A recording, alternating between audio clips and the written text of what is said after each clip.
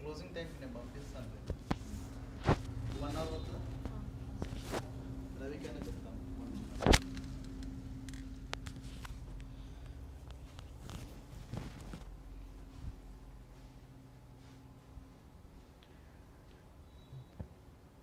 Good evening everyone. Good evening all of you. So guys, am I audible? Voice clear unda?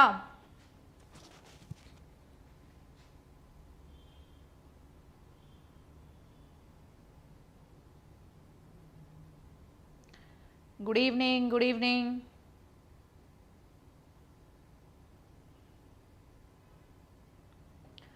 Voice clear ఉందా? Start చేస్తాం.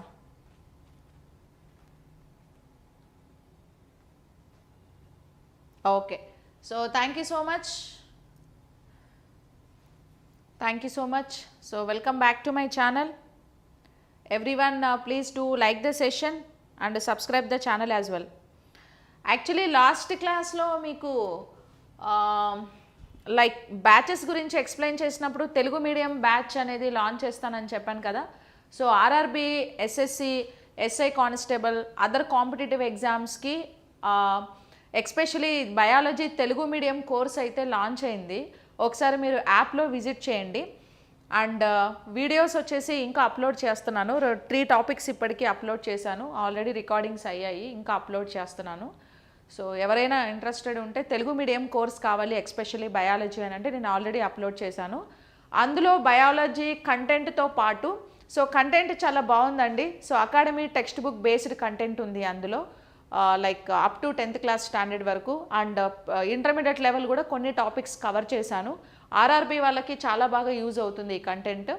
At the same time notes కూడా నేను prepare చేస్తున్నాను. So notes అయిన తర్వాత notes కూడా మీకు upload చేస్తాను, ఓకేనా. అండ్ ఎవరైతే ఆర్ఆర్బి కోర్స్ పర్చేస్ చేస్తారో వాళ్ళకి టెస్ట్ సిరీస్ కూడా ఫ్రీ ఉంటాయి చూడండి.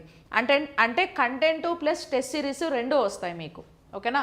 కంటెంట్తో పాటు టెస్ట్ సిరీస్ కూడా వస్తుంది. 6 months వ్యాలిడిటీ ఉంటుంది మీకు. అండ్ ప్రైస్ వచ్చేసి 555 ఉంది చూడండి, ఓకేనా. ప్రైస్ ఎంత ఉంది అని అంటే 555. సో ఇక్కడ నేను థంబ్నెయిల్ యాడ్ చేయలేదు. సో 555 ప్రైస్ ఉంది. Biology content plus biology test series, okay. Biology content plus test series. So RRB ఎగ్జామ్స్కి ఎవరైతే ప్రిపేర్ అవుతున్నారో మీకు చాలా లైక్ బయాలజీ నుంచి ఎన్ని క్వశ్చన్స్ వచ్చినా ఆల్మోస్ట్ 99% మీరు ఆన్సర్ చేసేయగలరు, ఓకేనా.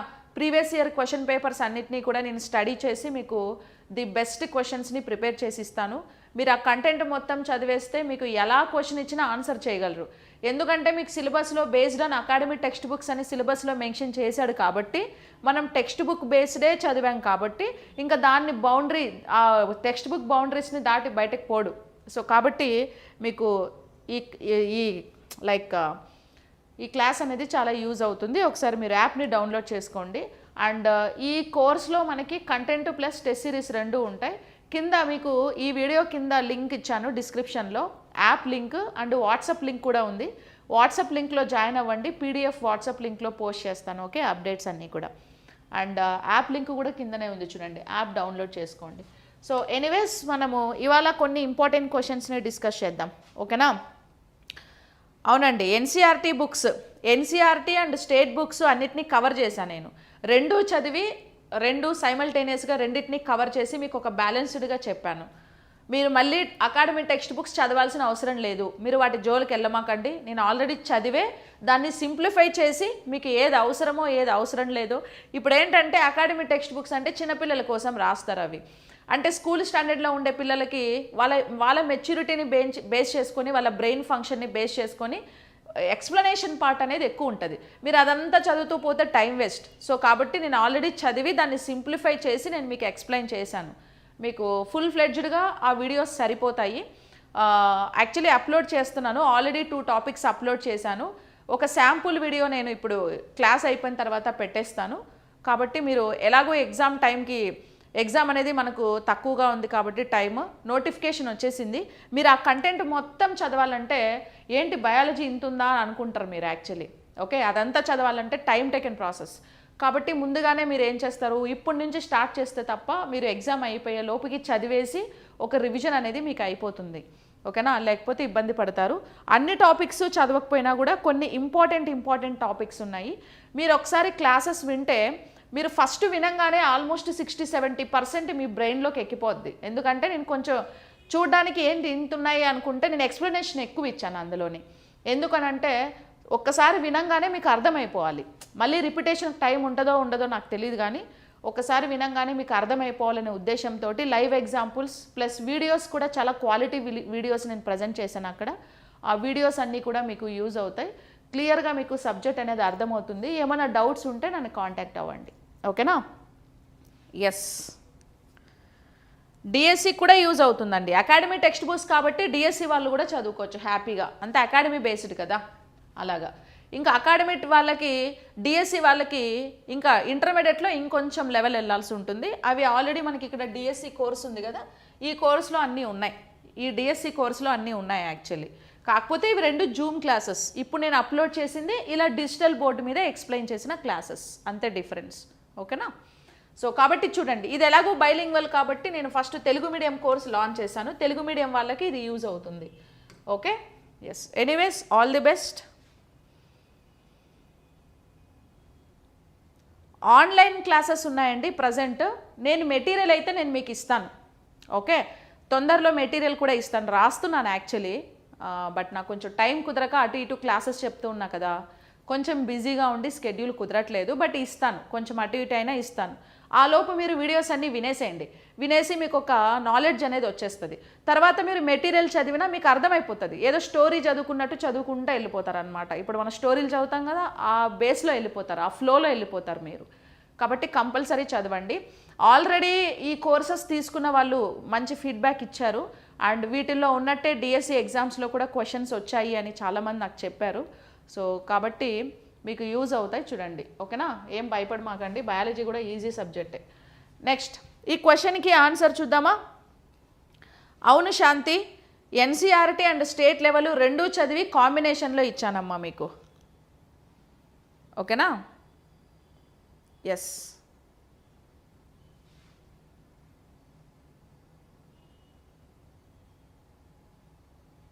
Right. Anyways, then let us start our session.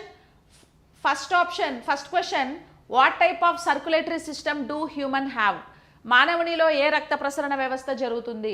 And open circulatory system, a single circulatory system, a double circulatory system, closed circulation system. What is the correct answer? Mallikarjuna, డల్లేం లేదు, I'm always energetic. మనం ఎక్కడున్నా ఎనర్జీయే, ఆ ఎన్విరాన్మెంట్కి energy వస్తుంది. Okay, RRB లెవెల్లోనే చెప్పానమ్మా సమత. ఆర్ఆర్బి వాళ్ళకే టార్గెట్ చేసి చెప్పా. మీకు ఇంకా ఇలాంటి కంటెంట్ కష్టం మీకు దొరకడం. ఓకే, ఇంత డెప్త్గా ఎవరు చెప్పరు. నేను టైం తీసుకొని చెప్పాను, మీకు యూజ్ అవుతుందని. నెక్స్ట్, మానవునిలో ఈ రక్త ప్రసరణ జరుగుతుంది. And open circulatory system, a single circulatory system, a double circulatory system, closed circulation. So what is the correct answer? Actually మనకి బ్లడ్ సర్క్యులేషన్ అనేది ఎన్ని టైప్స్లో ఉంటుంది? Who is the father of blood circulation? Mister William Harvey. William Harvey father of blood circulation అని పిలుస్తాం. So William Harvey first time blood circulation గురించి 1628 ఇయర్లో ఈయన explain చేశారు. ఏమని చెప్పారు విలియం హార్వే? శరీర భాగాల నుంచి ధమనుల ద్వారా రక్తం గుండెకు చేరుతుంది, అండ్ గుండె నుండి సిరల ద్వారా రక్తం శరీర భాగాలకు చేరుతుంది అనే విషయాన్ని ఎక్స్ప్లెయిన్ చేసింది 1628లో. ఎవరు? మనకి విలియం హార్వే గారు ఎక్స్ప్లెయిన్ చేశారు కదా. అయితే విలియం హార్వే ప్రకారం మనకు బ్లడ్ సర్క్యులేషన్ అనేది ఓవరాల్గా ఎన్ని టైప్స్ ఆఫ్ బ్లడ్ సర్క్యులేషన్ ఉంటుంది అని అంటే 2 టైప్స్ ఆఫ్ బ్లడ్ సర్క్యులేషన్ అనేది మనం అబ్జర్వ్ చేస్తాం. ఏంటా 2 టైప్స్ ఆఫ్ బ్లడ్ సర్క్యులేషన్ అని అంటే, ఒకటి వచ్చేసి మనకి మోనోసైకిల్ బ్లడ్ సర్క్యులేషన్ సిస్టమ్ అంటాం. తెలుగులో మోనోసైకిల్ బ్లడ్ సర్క్యులేటరీ సిస్టమ్ని మనం ఏకవలయ రక్త ప్రసరణ వ్యవస్థ అనేసి పిలుస్తాం. ఏమంటాం? ఏకవలయ రక్త ప్రసరణ వ్యవస్థ. సెకండ్ వన్ వచ్చేసి bicycle or dicycle blood circulation అంటాం. అంటే ద్వివలయ రక్త ప్రసరణ వ్యవస్థ అనేసి పిలుస్తాం. సో మనం రక్త ప్రసరణ అనేది ఎప్పుడైనా సరే ఏ భాగాల నుంచి ఏ భాగాల మధ్యలో జరుగుతుంది? రక్త ప్రసరణ అనేది శరీర భాగాలు, హృదయం, హార్ట్ అండ్ లంగ్స్ ఈ మూడిటి మధ్యలోనే జరుగుతుంది కదా. సో ఇప్పుడు మనం హార్ట్ని ఎలా రాసుకుంటాం, ఇలా రాస్తాం. Okay, this is like heart. కింద ఏముంటాయి మనకి, బాడీ పార్ట్స్ ఉంటాయి. పైన వచ్చేసి లంగ్స్ లేదా ఊపిరితిత్తులు అనేవి ఉంటాయి. ఇనీషియల్గా బాడీ పార్ట్స్లో ఏ బ్లడ్ ఉంటుందని చెప్పుకుంటాం మనం, కార్బాక్సీ హిమోగ్లోబిన్ అనేది ఇనీషియల్గా బాడీ పార్ట్స్లో ఉంటుంది. సో బాడీ పార్ట్స్ నుంచి కార్బాక్సీ హిమోగ్లోబిన్ యాక్చువల్లీ ఫస్ట్ అయితే హార్ట్కి వెళ్ళాలి, కానీ ఇక్కడ మోనోసైకిల్ బ్లడ్ సర్క్యులేషన్ సిస్టంలో హార్ట్కి వెళ్ళకుండా కార్బాక్సీ హిమోగ్లోబిన్ డైరెక్ట్గా లంగ్స్కి వెళ్ళిపోతుంది. సో లంగ్స్లో కార్బాక్సీ హిమోగ్లోబిన్ ఆక్సిజన్ని తీసుకొని దేనిగా మారుతుంది, ఆక్సీ హిమోగ్లోబిన్గా మారుతుంది. Oxy haemoglobin always like red in colour. ఇది ఇక్కడ నుంచి మళ్ళీ హార్ట్కి వచ్చి హార్ట్ ద్వారా బాడీ పార్ట్స్కి వస్తుంది అనమాట. ఓకేనా, దీన్ని మోనోసైకిల్ లేదా ఏకవలయ రక్త ప్రసరణ వ్యవస్థ అనేసి పిలుస్తారు. ఇక్కడ చూడండి, హార్ట్కి ఎన్నిసార్లు బ్లడ్ వచ్చింది, ఓన్లీ ఒకేసారి బ్లడ్ వచ్చింది. అది కూడా ఆక్సీ హిమోగ్లోబినా కార్బాక్సీ హిమోగ్లోబినా అని అంటే అది కూడా ఆక్సీ హిమోగ్లోబిన్ హార్ట్కి వచ్చి బాడీ పార్ట్స్కి వచ్చింది, కానీ కార్బాక్సీ హిమోగ్లోబిన్ డైరెక్ట్గా ప్యూరిఫికేషన్ కోసం లంగ్స్కి వెళ్ళిపోయింది. సో ఇట్లా హార్ట్కి ఒకేసారి బ్లడ్ వస్తే దాన్ని ఏకవలయ రక్త ప్రసరణ వ్యవస్థ లేదా మోనోసైకిల్ బ్లడ్ సర్క్యులేషన్ అనేసి పిలుస్తారు. అయితే ఈ మోనోసైకిల్ బ్లడ్ సర్క్యులేషన్ వేటిలో జరుగుతుంది ఎక్కువగా అంటే ఫిషెస్లో మనకి మోనోసైకిల్ బ్లడ్ సర్క్యులేషన్ అనేది జరుగుతుంది అనమాట. నెక్స్ట్ బైసైకిల్ సర్క్యులేషన్ అంటే ఏంటి, ఇప్పుడు హార్ట్కి ఒకేసారి బ్లడ్ వస్తే మోనోసైకిల్, అదే హార్ట్కి 2 times బ్లడ్ వచ్చిందనుకో దాన్ని బైసైకిల్ డైసైకిల్ బ్లడ్ సర్క్యులేషన్ అంటాం. సో మధ్యలో హార్ట్ ఉంది, కింద బాడీ పార్ట్స్, పైన లంగ్స్ ఉన్నాయి. సో హార్ట్లో ఇనీషియల్గా ఏ బ్లడ్ ఉందంట, కార్బాక్సీ హిమోగ్లోబిన్ ఉంది. ఇది బాడీ పార్ట్స్ నుంచి హార్ట్కి వెళ్ళింది, హార్ట్ నుంచి మళ్ళీ లంగ్స్కి వెళ్ళింది. లంగ్స్లో కార్బాక్సీ హిమోగ్లోబిన్ దేనిగా మారింది, ఆక్సీ హిమోగ్లోబిన్గా మారుతుంది.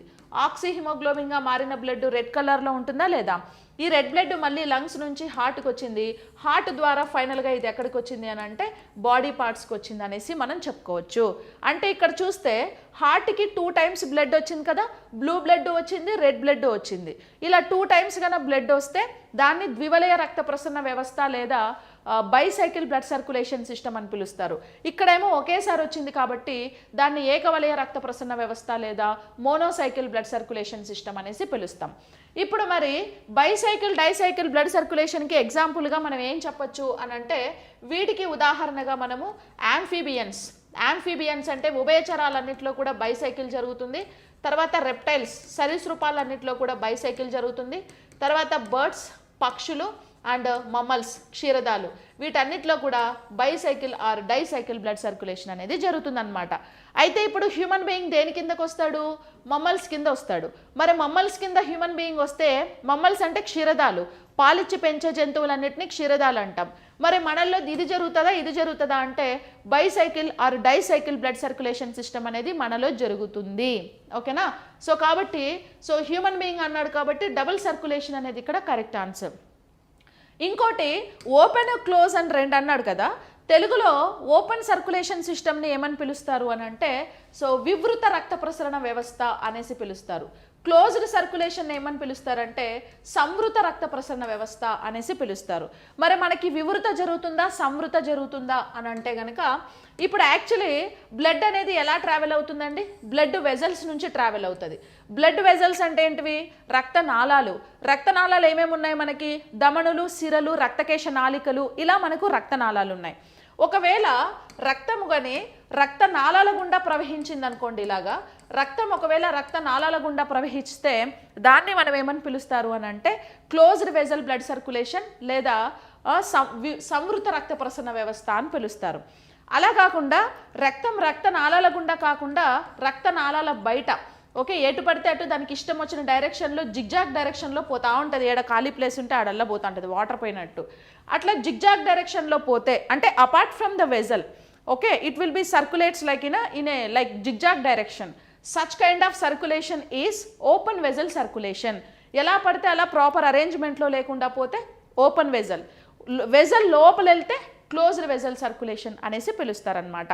అయితే ఇప్పుడు మన శరీరంలో ధమనులు సిరల ద్వారా రక్తం సరఫరా జరుగుతుంది కాబట్టి మనము క్లోజ్డ్ వెజల్ సర్క్యులేషన్కి ఎగ్జాంపుల్గా చెప్పచ్చు.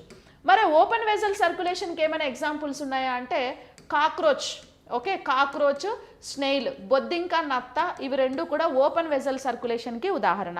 మళ్ళీ యాంఫిబియన్స్, రెప్టైల్స్, బర్డ్స్, మమ్మల్స్ ఇవన్నీ కూడా మళ్ళీ క్లోజ్డ్ వెజల్ సర్క్యులేషన్కి ఉదాహరణ. సో కాబట్టి మనము క్లోజ్డ్ వెజల్ సర్క్యులేషన్ కిందకు వస్తాం. అంటే 3, 4 రెండు మనకు కరెక్ట్ ఆన్సర్స్. కాబట్టి option C is the correct answer for this question. And open వెజల్కి ఏది చెప్పొచ్చు? కాక్రోచ్, స్నేల్ చెప్పొచ్చు. సింగిల్ సర్క్యులేషన్కి ఏది చెప్పొచ్చు? ఫిషెస్ అనేది బెస్ట్ ఎగ్జాంపుల్గా మనం సింగిల్ సర్క్యులేషన్కి చెప్పొచ్చు అనమాట. ఓకేనా? అలాగా ఇంకా ఇవి రెండు కాకుండా ఇంకో టూ టైప్స్ ఆఫ్ సర్క్యులేషన్ మనకు ఉంటుంది. ఏంటి ఆ 2 టైప్స్ ఆఫ్ సర్క్యులేషన్? ఇవి రెండు కాకుండా ఇంకో 2 టైప్స్ సర్క్యులేషన్ ఏమేమి ఉంది అని అంటే లైక్ ఏంటది? సంపూర్ణ రక్త ప్రసరణ వ్యవస్థ, అసంపూర్ణ రక్త ప్రసరణ వ్యవస్థ అనేసి మనకు 2 రకాలు ఉంటుంది.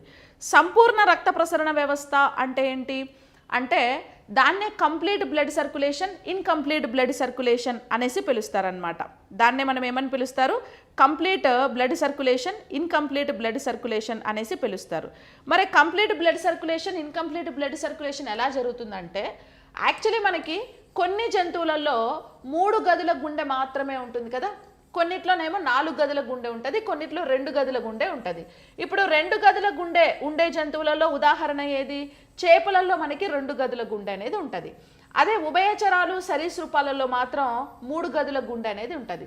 సో వేటికైతే 3 గదుల గుండె ఉంటుందో మొత్తం ఎన్నిది? సంపూర్ణ రక్త ప్రసరణ అంటే కంప్లీట్ బ్లడ్ సర్క్యులేషన్ అంటాం.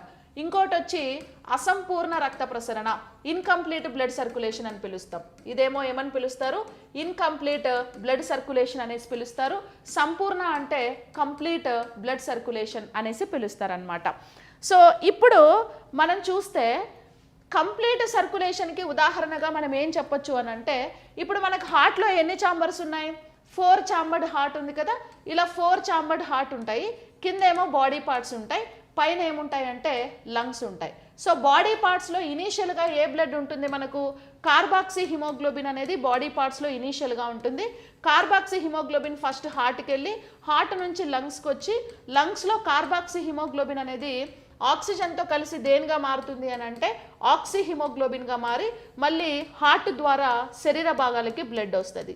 సో దీన్ని ఏమని పిలుస్తారు అని అంటే సో కంప్లీట్ బ్లడ్ సర్క్యులేషన్ లేదా సంపూర్ణ రక్త ప్రసరణ అంటారు. ఇక్కడ చూస్తే బ్లూ బ్లడ్, రెడ్ బ్లడ్ ఎక్కడ మర్జ్ అయితలేదు. ఎందుకంటే మధ్యలో ఈ వాల్స్ ఉన్నాయి కదా, గోడలు ఉన్నాయి కదా. సో కాబట్టి దేని డైరెక్షన్లో అది సర్క్యులేట్ అవుతూ పోతుంది, ఏది దేన్ని డిస్టర్బ్ చేయట్లేదు. కానీ అసంపూర్ణ రక్త ప్రసరణ దేంట్లో జరుగుతుంది అన్నాం? 3 గదుల గుండె ఉండే జంతువులలో. 3 గదుల గుండె ఉండే జంతువులు ఏవి?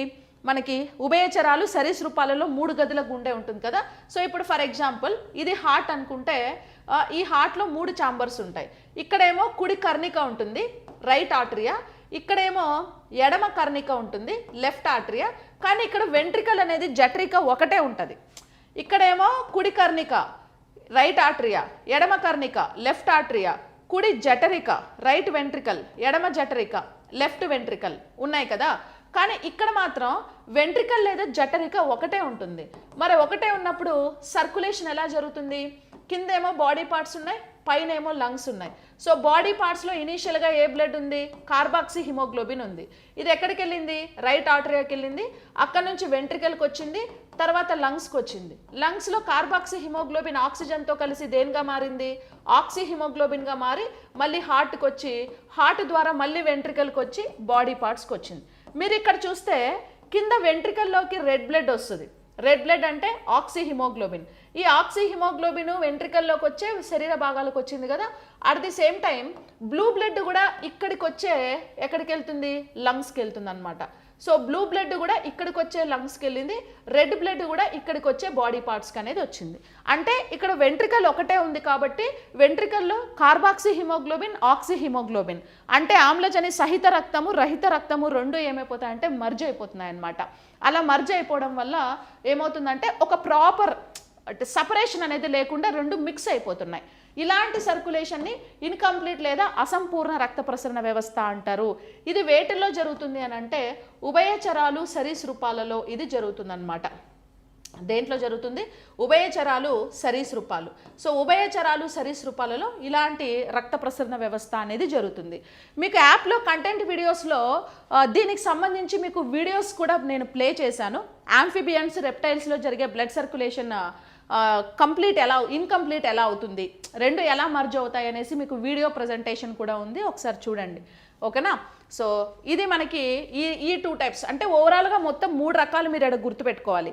ఏకవలయ, ద్వివలయ, మోనోసైకిల్, బైసైకిల్ ఒకటి, రెండోది సంపూర్ణ, అసంపూర్ణ, కంప్లీట్, ఇన్కంప్లీట్ ఒకటి, మూడోది సంవృత, వివృత, ఓపెన్ వెజల్, క్లోజ్డ్ వెజల్. ఈ 3 కాన్సెప్ట్స్ సర్క్యులేషన్లో మీరు గుర్తుపెట్టుకోవాలి. ఇదంతా ఇంట్రొడక్షన్ కింద వచ్చేస్తుంది. బ్లడ్ సర్క్యులేషన్ టాపిక్ కంప్లీట్ చేయాలి అని అంటే బ్లడ్ సర్క్యులేషన్లో 4 ఇంపార్టెంట్ కాన్సెప్ట్స్ని మీరు ఫోకస్ చేయాలి. ఏంటంటే అది ఇంట్రడక్షన్ కాకుండా, ఈ ఇంట్రడక్షన్ కాకుండా మీకేంటి హార్ట్ గురించి కంప్లీట్గా చదవాలి. సో హార్ట్లో ఎన్ని ఛాంబర్స్ ఉంటాయి, హార్ట్లో ఎన్ని వాల్స్ ఉంటాయి, ఏ వాల్వ్ ఎక్కడ ఉంటుంది, ఆ ప్లేస్ ఎక్కడ ఉంటుంది, ప్లస్ ఏ టైప్ ఆఫ్ బ్లడ్ని అవి సర్క్యులేట్ చేస్తాయి, అవన్నీ మీరు చదవాలి. హార్ట్ గురించి కంప్లీట్గా చదవాలి. తర్వాత బ్లడ్, రక్తం గురించి చదవాలి. రక్తంలో ప్లాస్మా గురించి, రక్త కణాలన్నిటి గురించి చదవాలి. అలాగే బ్లడ్ వెజల్స్ అంటే రక్త నాళాలు, ధమనులు, సిరలు, రక్తకేశ నాళికలు గురించి చదవాలి. తర్వాత బ్లడ్ గ్రూప్స్ ఎన్ని టైప్స్ ఉన్నాయి, ఆ బ్లడ్ గ్రూప్స్ని కనిపెట్టింది ఎవరు, పేరెంట్స్ నుంచి మనకు రావడానికి బ్లడ్ గ్రూప్స్ రావడానికి సంబంధించిన జీన్స్ ఏమేమి ఉన్నాయి, యూనివర్సల్ డోనార్ ఎవరు, యాక్సెప్టార్ ఎవరు, యాంటీబాడీస్, యాంటీజెన్స్ని ఎలా చెక్ చేస్తాం. చాలా పెద్ద కాన్సెప్ట్ అండి సర్క్యులేషన్ అనేది, ఈజీగా సింపుల్గా ఏమైపోదు. సో యాక్చువల్లీ నేను బ్లడ్ సర్క్యులేషనే 3-4 గంటలు ఎక్స్ప్లెయిన్ చేసిన చూడండి, మీకు చాలా ఈజీగా అర్థమైపోతుంది అనమాట, ఒకసారి చదివితే అర్థమైపోతుంది. సో ఈ 4 కాన్సెప్ట్స్ కవర్ చేస్తేనే మీకు సర్క్యులేషన్ అనేది అయిపోతుంది. ఇవి సపరేట్గానే చదవండి, ఒక క్లారిటీ ఉంటుంది. ఓకే ఇదొక కాన్సెప్ట్, ఇదొక కాన్సెప్ట్, ఇదొకటి అని. చాలామంది ఏంటంటే అన్ని కలిపి చెప్తూ ఉంటారు, కలిపి చెప్తే కన్ఫ్యూజ్ అయిపోతారు. సపరేట్గా చదవండి ఇవి. ఓకేనా? ఎస్, ఇది మనకి లైక్ యూనో సర్క్యులేషన్ టైప్స్ అన్నమాట. Okay, yes, any doubts?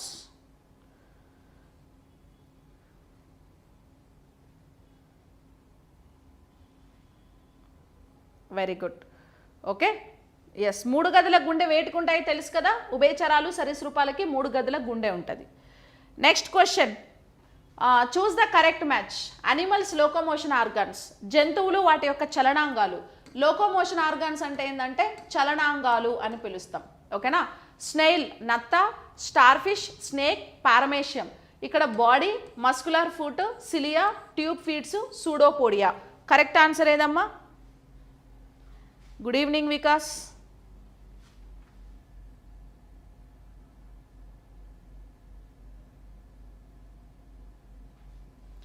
Okay, link కోసం వెయిట్ చేశారా? ఒక్కొక్కసారి మర్చిపోతానండి లింక్ పెట్టడం, ఏదో హడావిడిలో ఉంటానన్నమాట ఒక్కోసారి.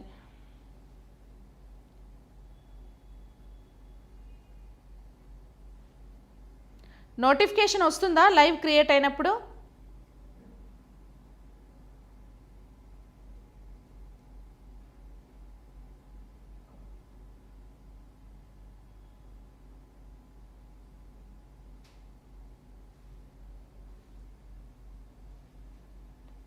వాట్సాప్ గ్రూప్లో జాయిన్ అవ్వండి, కింద మీకు లింక్ ఉంటుంది WhatsApp group.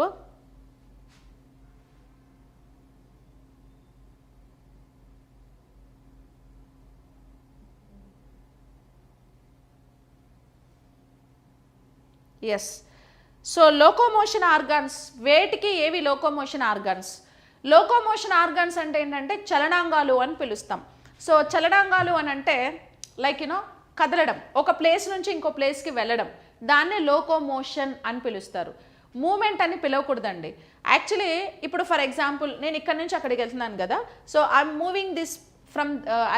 Moving from there to here అనేసి మనం అనకూడదు, లేదా I'm moving from this place to that place అని అనకూడదు, లేదా I'm moving from Hyderabad to Tirupati or I'm moving from Hyderabad to Vizag. అట్లా మూమెంట్ అనే వర్డ్ అనిమల్స్కి మనం యూజ్ చేయకూడదు. ఎందుకంటే మూమెంట్ అనే వర్డ్ కంప్లీట్గా ప్లాంట్కున్న పేటెంట్ రైట్ అనమాట. ఓకేనా. సో ప్లాంట్కి ఉన్న పేటెంట్ రైట్ని మనం మూమెంట్ అని పిలుస్తాం.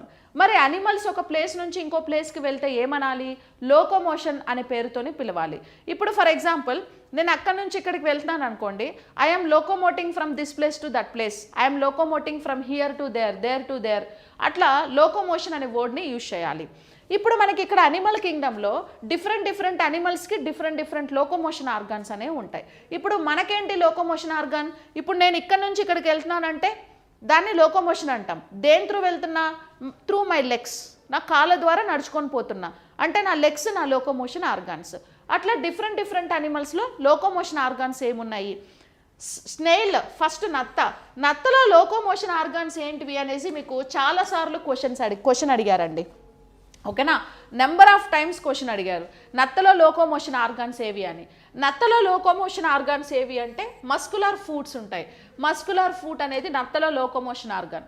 ఇక్కడ నత్తకి ఫూట్ ఉంది కదా, మనకి ఇక్కడ ఉంటుంది ఫూట్. ఓకేనా, మస్కులర్ అని ఎందుకన్నామంటే నత్త యొక్క బాడీ కంప్లీట్గా మజిల్తోనే ఫామ్ అవుతుందండి. నత్తలో స్కెలిటన్ సిస్టమ్ ఉండదు. నత్త ఎక్స్టర్నల్ స్కెలిటన్ సిస్టమ్ లేదా బాహ్య అస్థిపంజరానికి ఉదాహరణ కదా.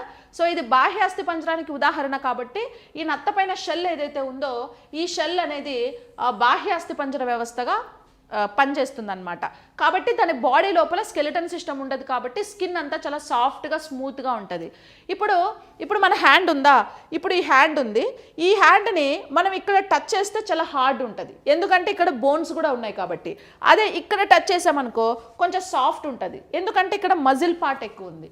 అంటే బోన్ కాకుండా ఓన్లీ మజిల్ని మనం టచ్ చేస్తే చాలా సాఫ్ట్గా ఉంటుంది అనమాట. కాబట్టి దీని బాడీ అంతా మజిలే ఉంటుంది కాబట్టి ఇది చాలా సాఫ్ట్గా ఉంటుంది. అందుకే దాని ఫూట్ కూడా మజిల్తోనే ఉంటుంది. దాన్నే మస్కులర్ ఫూట్ అనేసి పిలుస్తూ ఉంటాను. ఓకే, స్నేల్ లోకోమోషన్ ఆర్గాన్ ఏదని చెప్పొచ్చు? Muscular foot. అలాగే star fish. So star fish locomotion organ ఏంటి? స్టార్ ఫిష్ అనేది మనకి ఎలా ఉంటుందండి, ఎలా ఉంటుంది? సో స్టార్ ఫిష్ ఎవరు చూసారా? స్టార్ ఫిష్ అనేది కూడా ఒక అనిమల్. ఫిష్ లాస్ట్లో ఫిష్ అని ఉంది కదా అని ఫిష్ పేరు ఉంది కదా అని అది ఫిష్ అయిపోదు. సో ఇలా ఉంటుంది స్టార్ ఫిష్. ఏదో అది ఒక ముగ్గులాగా ఉంటుంది, కానీ ఇలా వేయడం నాకు చేత కాదు, కరెక్ట్గా షేప్ రాదు, అందుకే ఇలా వేసా. సో ఇలా ఉంటుంది కదా మనకి స్టార్ ఫిష్. ఈ స్టార్ ఫిష్లో వీటిని ఏమని పిలుస్తారంటే ట్యూబ్ ఫీట్స్ అనేసి పిలుస్తారు. వీటిని ఏమంటారు? ట్యూబ్ ఫీట్ అనమాట. ఈ ట్యూబ్ ఫీట్స్ సహాయంతో స్టార్ ఫిష్ అనేది ఒక ప్లేస్ నుంచి ఇంకొక ప్లేస్కి లోకోమోషన్లో ఇన్వాల్వ్ అవుతుంది. అట్ ది సేమ్ టైం ఈ ట్యూబ్ ఫీట్స్ ద్వారానే స్టార్ ఫిష్ అనేది యూరిన్ ఎక్స్క్రీట్ చేస్తుంది. అంటే విసర్జన వ్యవస్థలాగా కూడా ఏది పనిచేస్తుంది అంటే ట్యూబ్ ఫీట్స్వే పనిచేస్తాయి అన్నమాట. ఓకేనా, అలాగా. కాబట్టి స్టార్ ఫిష్లో లోకోమోషన్ ఆర్గాన్ ఏం చెప్పొచ్చు? ట్యూబ్ ఫీట్స్ అనేసి మనం చెప్పొచ్చు. ఇంకా స్నేక్ అనేది ఎలా వెళ్తుందమ్మా? ఇలా పాక్కుంటూ వెళ్తుందా లేదా? సో పాక్కుంటూ వెళ్తుంది. దానికి వేరే సపరేట్ లోకోమోషన్ ఆర్గాన్స్ ఏం లేవు. దాని బాడీనే మూమెంట్ చేస్తుంది, దాని బాడీలోనే చలనాంగాలు చూపుతుంది అనమాట అది. కాబట్టి స్నేక్ లోకోమోషన్ ఆర్గాన్ ఏది అంటే బాడీ అని చెప్పుకోవచ్చు. అదే పారమేషియం లోకోమోషన్ ఆర్గాన్స్ ఏమంటే సిలియాస్ అంటే ఏమంటే పారమేషియంలో మనకి ఇక్కడ లైక్ చిన్న హెయిర్ లాంటి స్ట్రక్చర్స్ ఉన్నాయి కదా ఈ చుట్టుపక్కల మొత్తం, వీటినే మనం ఏమంటారంటే సిలియా అనేసి పిలుస్తారు. ఈ సిలియాస్ త్రూ పారమేషియం అనేది లోకోమోషన్లో ఇన్వాల్వ్ అవుతుంది. పారమేషియం ప్రోటోజోవా ఫైలం కిందకు వస్తుందండి. స్నేల్ వచ్చేసి మొలస్కా ఫైలం కిందకు వస్తుందండి. స్నేక్ ఏమో అదొక కార్డేటా రెప్టైల్స్ కిందకు వస్తుంది. పారమేషియం ఏమో ప్రోటోజోవా, స్టార్ ఫిష్ వచ్చి ఇకైనోడర్మేటా, స్నేల్ ఏమో మొలస్కా కిందకు వస్తుంది. కాబట్టి కరెక్ట్ ఆన్సర్ ఏమవుతుంది? స్నేల్కి ఏమో బి, స్టార్ ఫిష్కి D, BDAC. So BDAC is the correct answer for this question. So option 3 is the right answer. Okay, correct చెప్పారా?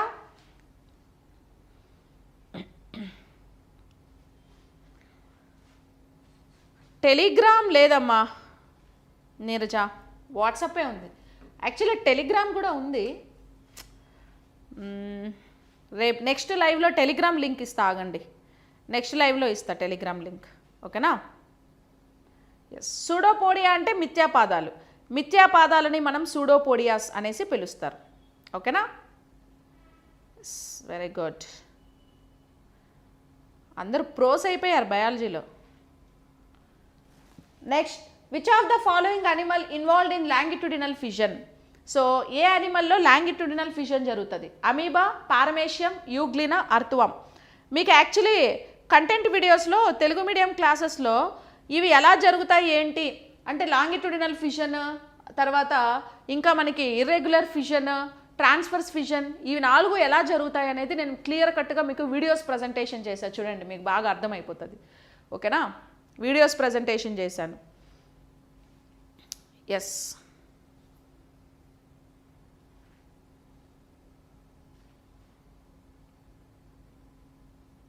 స్నేయిల్ సాలిడ్ ఫుడ్ తీసుకుంటుందండి. చిన్న చిన్న ఇన్సెక్ట్స్, చిన్న చిన్న ఆల్గేస్ మొక్కలు, చిన్న చిన్న మొక్కల్ని తినేస్తుందా లేదా స్నేయిల్? నా దయ వల్ల ప్రోస్ అయ్యారా? ఎస్, తెలుగులో చెప్తా చూడండి. Yes, which of the following animal involved in longitudinal?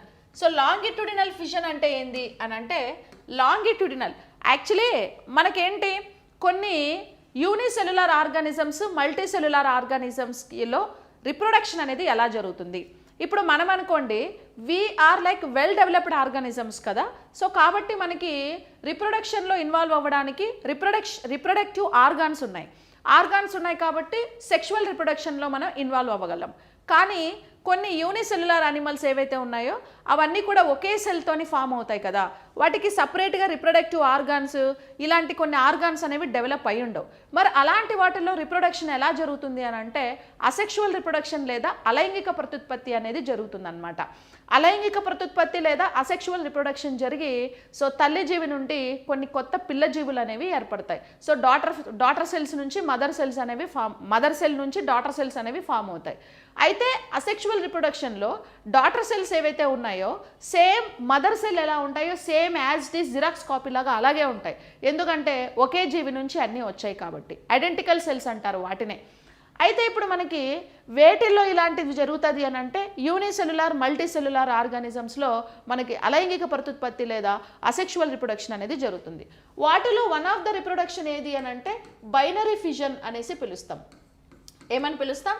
Binary fission. దీన్నే మనము ద్విధా విచ్ఛత్తి అనేసి పిలుస్తారు. ఏమంటారు? ద్విధా విచ్ఛత్తి. సో ఫిజన్ అంటే విచ్ఛత్తి, ద్విధా అంటే ఏంటంటే ఒక అనిమల్ 2 అనిమల్స్ లాగా విడిపోతే దాన్ని ద్విధా విచ్ఛత్తి అని అంటారు. ఎగ్జాంపుల్ ఏది? అమీబా. అమీబా, పారమేషియం, యూగ్లినా, ఈ మూడిటిల్లో కూడా బైనరీ ఫిజన్ లేదా ద్విధా విచ్ఛత్తినే జరుగుతుంది. కానీ అర్తువాంలో మాత్రం సెక్షువల్ రిప్రొడక్షన్ జరుగుతుంది. అర్తువాంలో సెక్షువల్ రిప్రొడక్షన్ జరుగుతుంది ఎందుకంటే సెక్షువల్ ఆర్గాన్స్ ఉంటాయి కాబట్టి. మిగతా మూడిట్లో మాత్రం బైనరీ ఫిజన్ జరుగుతుంది. అయితే బైనరీ ఫిజన్లో మళ్ళీ రకరకాల బైనరీ ఫిజన్ ఉంది. మనకి ఇక్కడ ఏమడిగాడు? లాంగిట్యూడినల్ ఫిజన్ అన్నారు. లాంగిట్యూడినల్ అంటే ఏంటి? మీరు ఈ డయాగ్రామ్ కనుక చూస్తే బైనరీ ఫిజన్లో మీకు టైప్స్ అనేవి తెలుస్తాయి. ఎన్ని టైప్స్ ఉన్నాయి ఇక్కడ బైనరీ ఫిజన్లో? ఇర్రెగ్యులర్ బైనరీ ఫిజన్ ఒకటి, లాంగిట్యూడినల్ బైనరీ ఫిజన్ ఒకటి, ట్రాన్స్వర్స్ బైనరీ ఫిజన్ ఒకటి, ఆబ్లిక్యూ బైనరీ ఫిజన్ ఒకటి, ఇలా 4 రకాలైనటువంటి బైనరీ ఫిజన్ ఉన్నాయి. ఇర్రెగ్యులర్ అంటే ఏంటంటే, ఇర్రెగ్యులర్ అంటే ఏంది? రెగ్యులారిటీ లేనిది, ఎలా పడితే అలా ఇష్టం వచ్చినట్లు ఒక అనిమల్ ఇంకొక అనిమల్ లాగా విడిపోతే దాన్ని ఇర్రెగ్యులర్ బైనరీ ఫిజన్ అంటాం. ఇర్రెగ్యులర్ బైనరీ ఫిజన్కి బెస్ట్ ఎగ్జాంపుల్ ఏం చెప్పొచ్చు? అమీబా చెప్పొచ్చు. ఎందుకు దాంట్లో ఇర్రెగ్యులర్ జరుగుతుంది అని అంటే దాని బాడీనే ఇర్రెగ్యులర్. ఇప్పుడు అమీబాకి ప్రాపర్ బాడీ స్ట్రక్చర్ ఉంటుందా? ఉండదు. సో ఒకరోజు అమీబా ఇలా ఉందనుకో, ఫర్ ఎగ్జాంపుల్ ఒకసారి ఈ ప్లేన్లోనో ఫిజన్ అనేది జరుగుతుంది, విచ్ఛత్తి జరుగుతుంది. నువ్వు 1 గంట తర్వాత చూస్తే దీని బాడీ షేప్ ఇలా కాకుండా ఇలా అయిపోయి ఉంటుంది, ఎలాగో అయిపోయి ఉంటుంది. సో ఇంకాసేపు తర్వాత చూస్తే ఇలా అయిపోయి ఉంటుంది. అంటే అమీబాకి ప్రాపర్ బాడీ స్ట్రక్చర్ ఉండదు. ఎన్విరాన్మెంటల్ సిచ్యువేషన్ని బేస్ చేసుకొని దాని బాడీ స్ట్రక్చర్ని దానికి ఇష్టం వచ్చినట్లు ఈజీగా మౌల్డ్ చేసుకుంటుంది. సో కాబట్టి they don't have proper body structure. No, so then how can they involved in the proper binary fission? అందుకే దాంట్లో ప్రాపర్ బైనరీ ఫిజన్ జరగదు. మరి ఏం జరుగుతుంది? ఎలాగో స్ట్రక్చర్ ఇర్రెగ్యులర్గా ఉంది కదా అని చెప్పేసి ఫిజన్ కూడా ఇర్రెగ్యులర్గానే జరుగుతుంది. సో దాన్ని ఇర్రెగ్యులర్ బైనరీ ఫిజన్ అని పిలుస్తారు. అది అమీబా. ఎప్పుడైనా సరే విచ్ఛత్తి జరిగేటప్పుడు, ఒక మదర్ సెల్ నుంచి డాటర్ సెల్ ఫామ్ అయ్యేటప్పుడు ఫస్ట్ ఏది విచ్ఛత్తి జరుగుతుంది అని అంటే మధ్యలో ఉండే న్యూక్లియస్ అనేది విచ్ఛత్తి జరుగుతుంది. 1, 2 అవుతుంది. న్యూక్లియస్ తర్వాత సైటోప్లాజం డివైడ్ అవుతుంది. ఫస్ట్ న్యూక్లియస్ డివైడ్ అవుతుంది, తర్వాత సైటోప్లాజం డివైడ్ అవుతుంది, తర్వాత జీవి డివైడ్ అవుతుంది. ఓకే, ఇట్లా స్టెప్ బై స్టెప్. మీకు ఈ స్టెప్స్ మీద కూడా ఒకసారి క్వశ్చన్ అడిగాడు. సో ఏమని అని అంటే విచ్ఛత్తి జరిగేటప్పుడు కణంలోని ఏ భాగాలు ఫస్ట్ విచ్ఛత్తిలో పాల్గొంటాయి అని అంటే ఫస్ట్ కేంద్రకం. ఓకేనా, కేంద్రకం అనేది విచ్ఛత్తి జరుగుతుంది. కేంద్రకం విచ్ఛత్తి జరిగి ఒక కేంద్రకం 2 అవుతాయి. తర్వాత జీవ పదార్థం, జీవ పదార్థం అంటే సైటోప్లాజం అని పిలుస్తాం. తర్వాత ఫైనల్గా జీవి అనేది విడిపోతుంది అనమాట. ఓకేనా? అలాగా. ఇంకా రెండోది వచ్చేసి లాంగిట్యూడినల్ అండి. లాంగిట్యూడినల్ అంటే లాంగ్, లెంత్ అని అర్థం. లెంత్ అంటే స్ట్రైట్ లైన్, అంటే ఇలా విడిపోయే వాటిని లాంగిట్యూడినల్ బైనరీ ఫిషన్ అని పిలుస్తాం. యాక్చువల్లీ యూగ్లినా అనేది దీనికి బెస్ట్ ఎగ్జాంపుల్. మనకి యూగ్లినా షేప్ ఎలా ఉంటుంది? ఇలా ఉంటుందా లేదా యూగ్లినా? సో ఇటు పక్క రాస్తా చూడండి. యూగ్లినా అనేది మనకి ఎలా ఉంటుంది? ఇలా ఉంటుంది యూగ్లినా. ఓకే, యూగ్లినాలో లోకోమోషన్ ఆర్గాన్ ఏదంటే ఇది ఫ్లాజెల్లా, ఒక తోకలాగా ఉంటుంది. దీన్నే మనం ఫ్లాజెల్లా అనేసి పిలుస్తారు. తెలుగులో కూడా ఏమంటారు? దీన్ని ఫ్లాజెల్లా అంటారు. అయితే అమీబాలో ఫిషన్ అనేది విచ్ఛత్తి ఎలా జరుగుతుందంటే ఇట్లా నిలువుగా విచ్ఛత్తి జరుగుతుంది అనమాట. నిలువుగా విచ్ఛత్తి జరిగి ఇలా విడిపోతాయి. ఓకే, నిలువుగా విచ్ఛత్తి జరిగి సో ఇలా విచ్ఛత్తి జరుగుతూ ఉంటుంది. ఇలా విచ్ఛత్తి జరుగుతుంది. ఇక ఫైనల్గా ఏమవుతుంది? ఇలా జరగడం వల్ల ఇక్కడ ఒక యూగ్లినా, ఇక్కడ ఒక యూగ్లినా ఇలా వస్తాయి. షేప్ వచ్చేసి ఇలా వస్తాయి.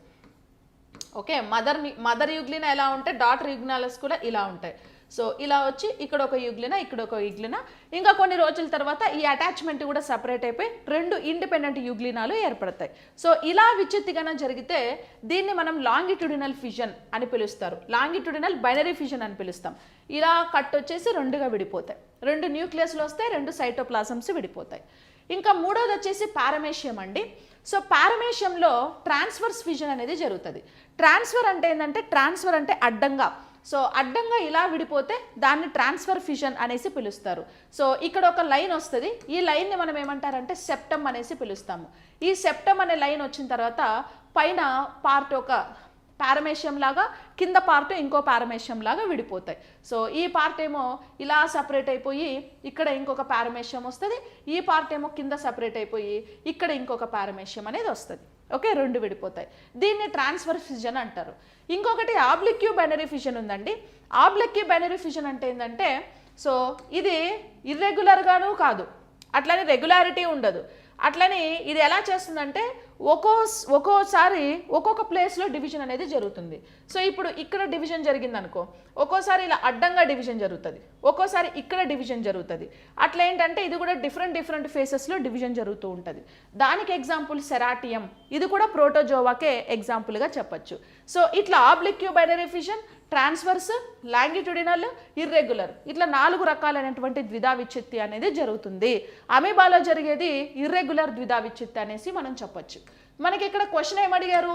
లాంగిట్యూడినల్ ద్విధా విచ్ఛత్తి అన్నాడు కాబట్టి సో లాంగిట్యూడినల్కి ఎగ్జాంపుల్ ఏది అంట? యూగ్లినా అనేది లాంగిట్యూడినల్కి ఎగ్జాంపుల్గా చెప్పొచ్చు. పారమేషియం అయితే ట్రాన్స్వర్స్, అమీబా అయితే ఇర్రెగ్యులర్, అర్థవాంలోనేమో సెక్షువల్ రిప్రొడక్షన్ అనేది జరుగుతుంది. Okay, yes,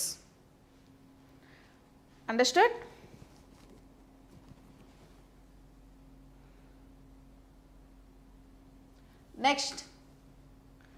next question, match the following, క్రింది వాటిని జతపరచండి. Part 1, part 2. Part 1 Aurelia, Lepisma, octopus, Sepia, Asterias. Part 2 jelly fish అండి, ఇది సర్ కాదు fish. Jelly fish, silver fish, devil fish, cuttle fish, star fish. So correct answer ఏదండి?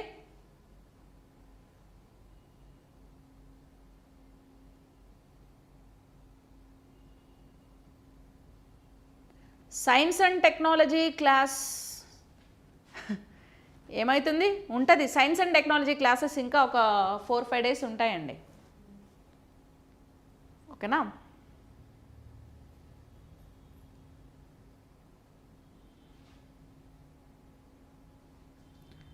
Next, yes, what is the right answer?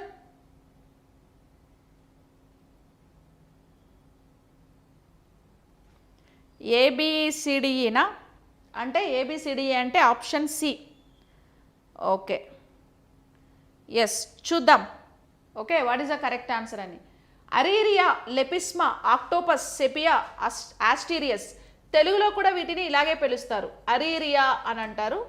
లెపిస్మాని కూడా లెపిస్మా అనేసి పిలుస్తారు. ఆక్టోపస్ని కూడా octopus అనే పిలుస్తారు. సెపియాని కూడా మనం సెపియా అనేసి పిలుస్తాం. ఆస్టీరియస్ని ఆస్టీరియస్ అనేసి పిలుస్తారు. ఓకే, ఆస్టీరియస్ అంటారు.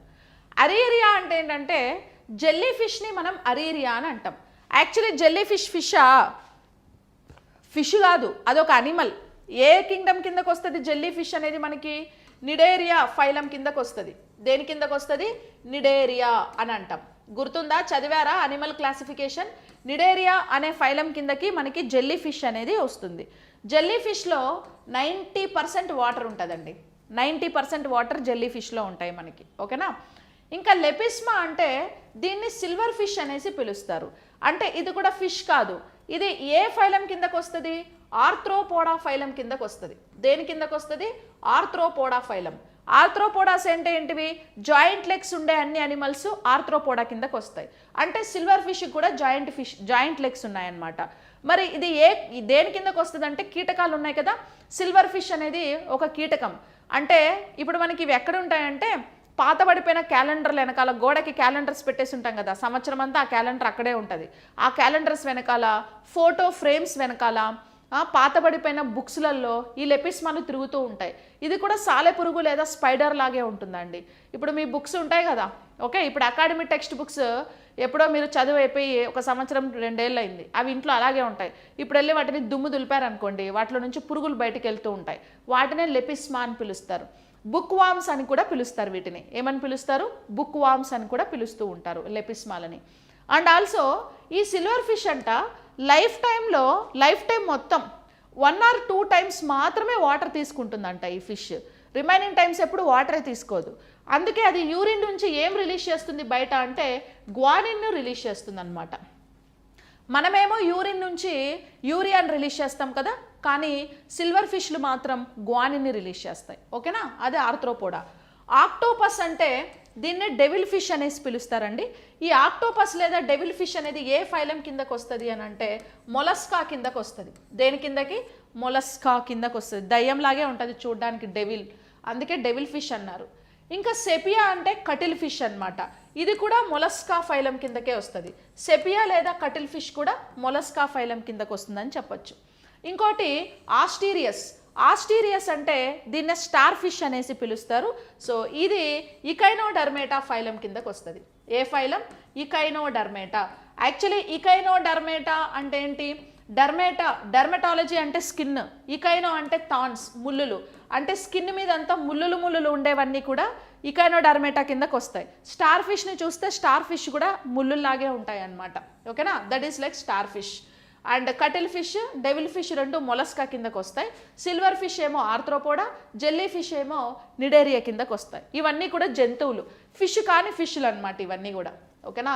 ఫిష్లు కానీ ఫిష్ లాంటిదే కానీ ఫిష్ కాదు. ఓకే, అలాగే. Next, match the following animal pregnancy period. ఇక్కడ కొన్ని అనిమల్స్ ఇచ్చారు. ఆ అనిమల్స్లో ప్రెగ్నెన్సీ పీరియడ్ ఎక్కడ ఉంటుందో చెప్పు. ఎన్ని డేస్ ప్రెగ్నెన్సీ పీరియడ్ని క్యారీ చేస్తాయి? అపోజమ్, ర్యాబిట్, లయన్, ఎలిఫెంట్.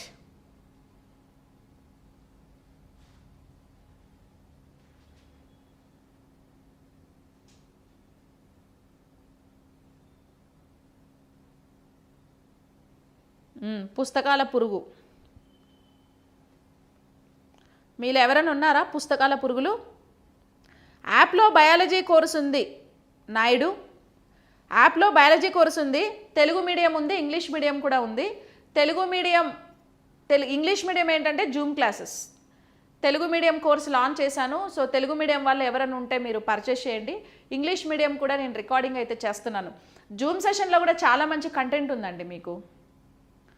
ఓకేనా? ఒక డెమో వీడియో పెడతాను తెలుగు మీడియంది, చూసి if you like it you can go through it. Okay,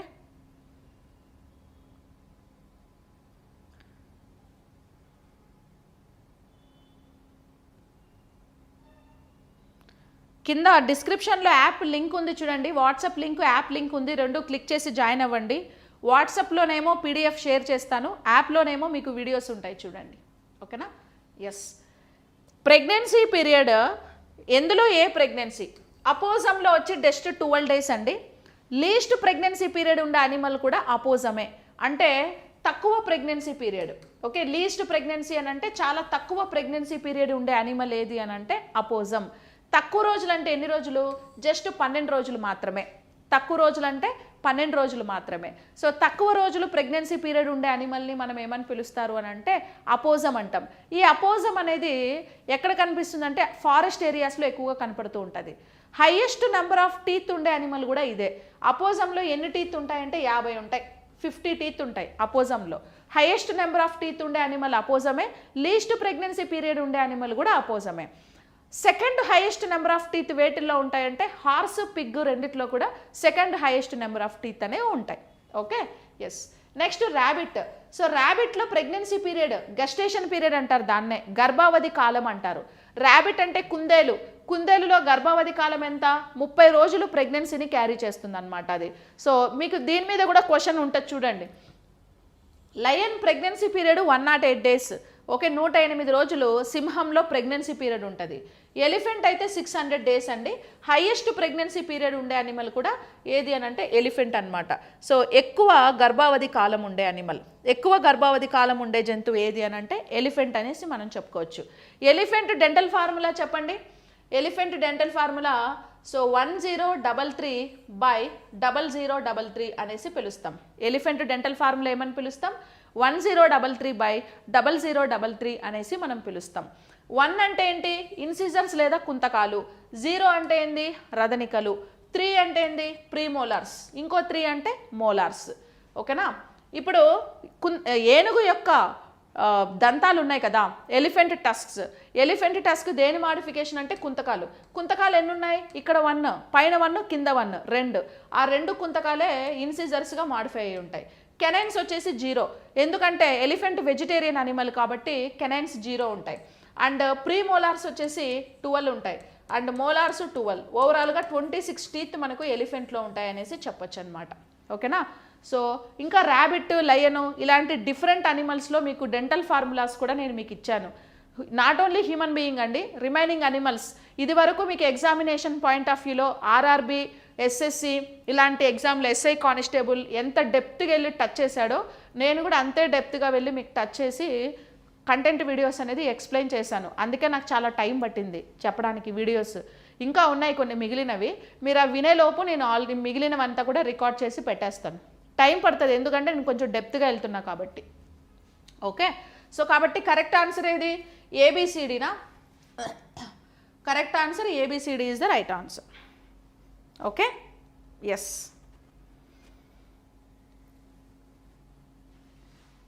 what is the fat percentage in buffalo? బఫెలోలో ఫ్యాట్ పర్సంటేజ్ ఎంత? బఫెలో కాదు, బఫెలో మిల్క్లో ఫ్యాట్ పర్సంటేజ్ ఎంత? Buffalo milk. What is the fat percentage in buffalo milk? What is the fat percentage in buffalo milk? Hi Vishal, fine fine. Vishal అంటే V M R విశాలా? VMR.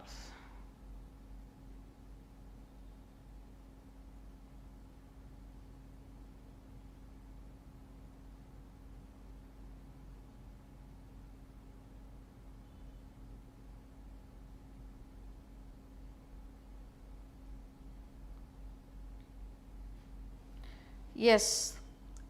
What is the milk percentage in buffalo? బఫెలోలో milk percentage ఎంత? So మీకు దీని మీద కూడా ఒక 3-4 times question అడిగారండి. సో మిల్క్ కాంపోజిషన్ ఏ అనిమల్లో ఏ మిల్క్ కాంపోజిషన్ అనేది ఇక్కడ ఒక మీకు టేబుల్ ఇచ్చాను చూడండి. ఇప్పుడు బఫెలో ఉంది కదా, సో బఫెలోలో మనకి ఫ్యాట్ పర్సెంట్ ఎంత అంటే బఫెలో మిల్క్లో, ఓకేనా, బఫెలో మిల్క్. సో బఫెలో మిల్క్లో fat percentage 7.4, protein percentage 3.8, carbohydrate percentage 3.8. ఎప్పుడైనా సరే కార్బోహైడ్రేట్, ప్రోటీన్స్ రెండు సేమ్ ఉంటాయండి, ఫ్యాట్ ఒకటే మారుతూ ఉంటుంది. ఇప్పుడు ఫ్యాట్ పర్సంటేజ్ ఒకవేళ పెరిగిందనుకోండి పాలు చిక్కగా ఉంటాయి. ఇప్పుడు గేదె పాలు చాలా చిక్కగా ఉంటాయి, నాకు గేదె పాలే కావాలి అని అంటావు కదా. సో గేదె పాలు ఎందుకు చిక్కగా ఉంటాయి అని అంటే గేదె పాలల్లో ఫ్యాట్ ఎక్కువ ఉంది, అందుకే చిక్కగా ఉంటాయి. మరి గేదె పాలు తినొద్దా అంటే తినొద్దు, ఫ్యాట్ బాగా వస్తుంది. ఆ ఫ్యాట్ని కరిగించాలంటే చాలా కష్టం. చిక్కని పాలు తీసుకొని టీ తాగడము, కాఫీ తాగడము, లేకపోతే చిక్కటి పాలు తీసుకొని పెరుగు చేసుకొని తినడము అదేది పెద్ద ఏం కాదు. ఓకే, అవాయిడ్ చేయాలి మోస్ట్లీ. ఇప్పుడు అందుకే అంటారు పెరుగు తింటే వేడవుతుందంట, అదే మజ్జిగ తాగితే చల్లగా అవుతుందంట. అదేంటది, మజ్జిగ కూడా పెరుగు నుంచే కదా వచ్చింది అని అంటే కరెక్టే, కానీ పెరుగులో మనకి ఫ్యాట్ పర్సంటేజ్ ఎక్కువ ఉంటుంది. పెరుగు అంతా సాలిడ్ కదా. అదే నువ్వు మజ్జిగ చేసావనుకో, పెరుగుని ఇలా చిలుకుతాం కదా, చిలికినప్పుడు దాంట్లో ఉండే వెన్న అంతా బయటికి తీసేస్తాం. ఆ వెన్న అంతా ఫ్యాట్ వెళ్ళిపోతే నువ్వు తినేది ఏంటి, ఓన్లీ కార్బోహైడ్రేట్, ప్రోటీను, ఇంకా వాటిల్లో ఉండే మినరల్స్, వైటమిన్స్ మాత్రమే మనం మజ్జిగలో తాగుతున్నాం కాబట్టి అది వేడి చేయదన్నమాట. ఓకేనా. కాబట్టి డైరెక్ట్గా పెరుగు తినకండి. పెరుగు తినే అలవాటు ఉన్నా కూడా మానేసేయండి. మజ్జిగ అంటే చిలకకపోయినా ఏం చేయాలంటే 2-3 గ్లాసులు నీళ్లు పోసేయాలి. నీళ్లు పోసి పల్చగానే తాగాలి. ఎందుకంటే వాటర్ యూనివర్సల్ సాల్వెంట్ కదా, ఫ్యాట్ని కూడా డైల్యూట్ చేసేస్తుంది అనమాట. ఓకే, అందుకే మజ్జిగ తీసుకోవాలి. అదే ఆవు పాలు పలుచుకుంటాయి, ఎందుకంటే ఆవు పాలలో ఫ్యాట్ 4.9% ఉంది కాబట్టి పలుచగా. గోట్ మిల్క్లో 3.5% ఫ్యాట్ ఉంటుంది. షీప్లో 5.3% ఫ్యాట్ ఉంటుంది. హ్యూమన్లో 4.5, మదర్ మిల్క్లో 4.5%, హార్స్లో అయితే 1.6. ఇంకా డాంకీ ఉంది కదా మనకు గాడిద, సో డాంకీలో అయితే మనకి 0.5% కూడా ఉండదు మనకి ఫ్యాట్. 0.5 అప్రాక్సిమేట్లీ 5% ఫ్యాట్ అనేది డాంకీలో ఉంటుంది. అందుకే డాంకీ మిల్క్ అనేది చాలా ఆయుర్వేదిక్ మెడిసిన్స్లో యూజ్ చేస్తారు. గాడిద పాలు అనేవి చాలా మంచిది. ఓకేనా. మిల్క్ అంటే మిల్కేనండి. ఇప్పుడు మనం ఒక మనిషికి పుట్టాం కాబట్టి మనం మనిషి పాలు తాగుతున్నాం, అది మనకు ప్రీషియస్సే. మిగతా జంతువులు, ఇప్పుడు షీప్ ఉంది, షీప్కి వాళ్ళ అమ్మ ఎవరు, షీపే కదా, సో దాని అమ్మ పాలు దానికి కూడా ప్రీషియస్సే. అట్లా మమ్మల్స్ అంతా ఒకటే. మమ్మల్స్ అన్నిట్లో కూడా మిల్క్ కంపోజిషన్ సేమ్ ఉంటుంది. ఏ మమ్మల్ పాలైనా మనం తాగొచ్చు. ఆవు పాలు, గేదె పాలే తాగాల్సిన అవసరం లేదు. గుర్రం పాలు తాగొచ్చు, గాడిద పాలు తాగొచ్చు, ఏ పాలైనా మనం తాగొచ్చు అనమాట. ఎందుకంటే మిల్క్ కంపోజిషన్, మమ్మల్స్ అంటే క్షీరదాలంటే మనం కూడా వాళ్ళలాగా జంతువులే కదా, మనమేం పైనుంచి ఏం ఊడిపడి రాలా, మనం కూడా జంతువులే, కాకపోతే కొంచెం ఎవాల్యుయేట్ అయ్యామంతే. తెలివితేటలు బాగా పెరిగిపోయినాయి, అతి తెలివితేటలు. ఓకే, దానివల్ల ఎన్విరాన్మెంట్ని మొత్తం దొబ్బెట్టేసి ఏం చేసినాం, గ్రీన్ హౌస్ గ్యాసెస్ రిలీజ్ చేసి గ్లోబల్ వార్మింగ్ తెచ్చి ఇంకా మనం కూడా అంతరించిపోయే స్టేజ్కి మనం తెచ్చుకున్నాం అనమాట. అట్లా అవుతాయి. సో కాబట్టి మనకి బఫెలోలో 7.4% అనేది ఫ్యాట్ పర్సంటేజ్ ఉంటుంది. ఓకేనా. కాబట్టి ఆప్షన్ 1 అనేది కరెక్ట్ ఆన్సర్. ఇక 9% ఫ్యాట్ ఉంటే ఇంక అంతే సంగతి, హార్ట్ అటాక్ వస్తుంది. ఓకే.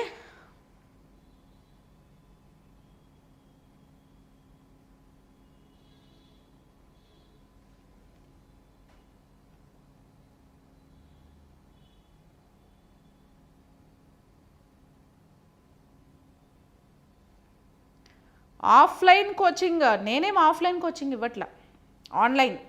అంటే నాకు లేదు అంటున్నా. ఎస్, మిల్క్ రెవల్యూషన్ ఏమని పిలుస్తాం, వైట్ రెవల్యూషన్ లేదా శ్వేత విప్లవం అనేసి పిలుస్తాం.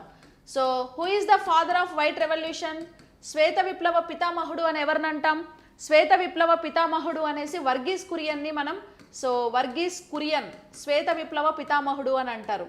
సో వర్గీస్ కురియన్ని ఎందుకు శ్వేత విప్లవ పితామహుడు అని అంటామో, మిల్కీ బాయ్ లాగా ఉంటాడనా, కాదు. ఈయన ఏం చేశారు, 1970లో గుజరాత్ స్టేట్లో ఆనంద్ అనే ఒక ప్లేస్లో నేషనల్ డైరీ డెవలప్మెంట్ బోర్డుని ఈయన ఎస్టాబ్లిష్ చేశారు. నేషనల్ డైరీ డెవలప్మెంట్ బోర్డుని ఎస్టాబ్లిష్ చేశారు కాబట్టి ఈయనని ఫాదర్ ఆఫ్ మిల్క్ రెవల్యూషన్ అంటారు. ఇప్పుడు మార్కెట్లో మీకు Amul milk powders, Amul milk packets వస్తున్నాయి కదా, అమూల్ మిల్క్ బ్రాండ్ అంతా కూడా నేషనల్ డైరీ డెవలప్మెంట్ బోర్డు నుంచే వచ్చింది. అమూల్ మిల్క్ బ్రాండ్ అంతా, అమూల్ బ్రాండ్ అంతా కూడా. ఓకేనా. సో అందుకేనని ఫాదర్ ఆఫ్ వైట్ రెవల్యూషన్ అని పిలుస్తారు. మిల్క్ని కంప్లీట్ డైట్ అని పిలుస్తారండి. ఓకేనా. మిల్క్ని ఏమని పిలుస్తారు, కంప్లీట్ డైట్ అంటాం. ఎందుకు మిల్క్ని కంప్లీట్ డైట్ అంటాం, తెలుగులో సంపూర్ణ ఆహార పదార్థం అని పిలుస్తాం. ఎందుకు మిల్క్ని మనం సంపూర్ణ ఆహార పదార్థం అంటాము అంటే, మిల్క్లో మనకి carbohydrates, proteins, fat, mineral and vitamins అన్నీ కూడా మనకి మిల్క్లో ఉంటాయి. మినరల్స్ ఉంటాయి, వైటమిన్స్ ఉంటాయి, అన్ని పోషక పదార్థాలు ఉంటాయి. మ్యాక్రోన్యూట్రియన్స్, మైక్రోన్యూట్రియన్స్ అన్నీ కలిపి ఉంటాయి. మరి మిల్క్లో కార్బోహైడ్రేట్స్ ఏముంటాయి అని అంటే లాక్టోజ్ ఉంటుందండి. ఏముంటుంది, లాక్టోజ్. ఇక్కడ చూడండి, మీకు లాక్టోజ్లో లాస్ట్లో ఓఎస్సి, ఓజ్ అనే వర్డ్ ఎక్కడొచ్చినా కూడా మీరు బ్లైండ్గా గుర్తుపెట్టుకోండి, అది కార్బోహైడ్రేట్కి సంబంధించింది. అంటే అదొక sugar. Lactose, glucose, maltose, galactose, sucrose, fructose, ose అంటే షుగర్. లాస్ట్లో ఏఎస్సి, ఏజ్ అని వచ్చింది అనుకోండి, అది enzyme. Amylase, lipase, enterokinase, okay, ase lactase, maltase.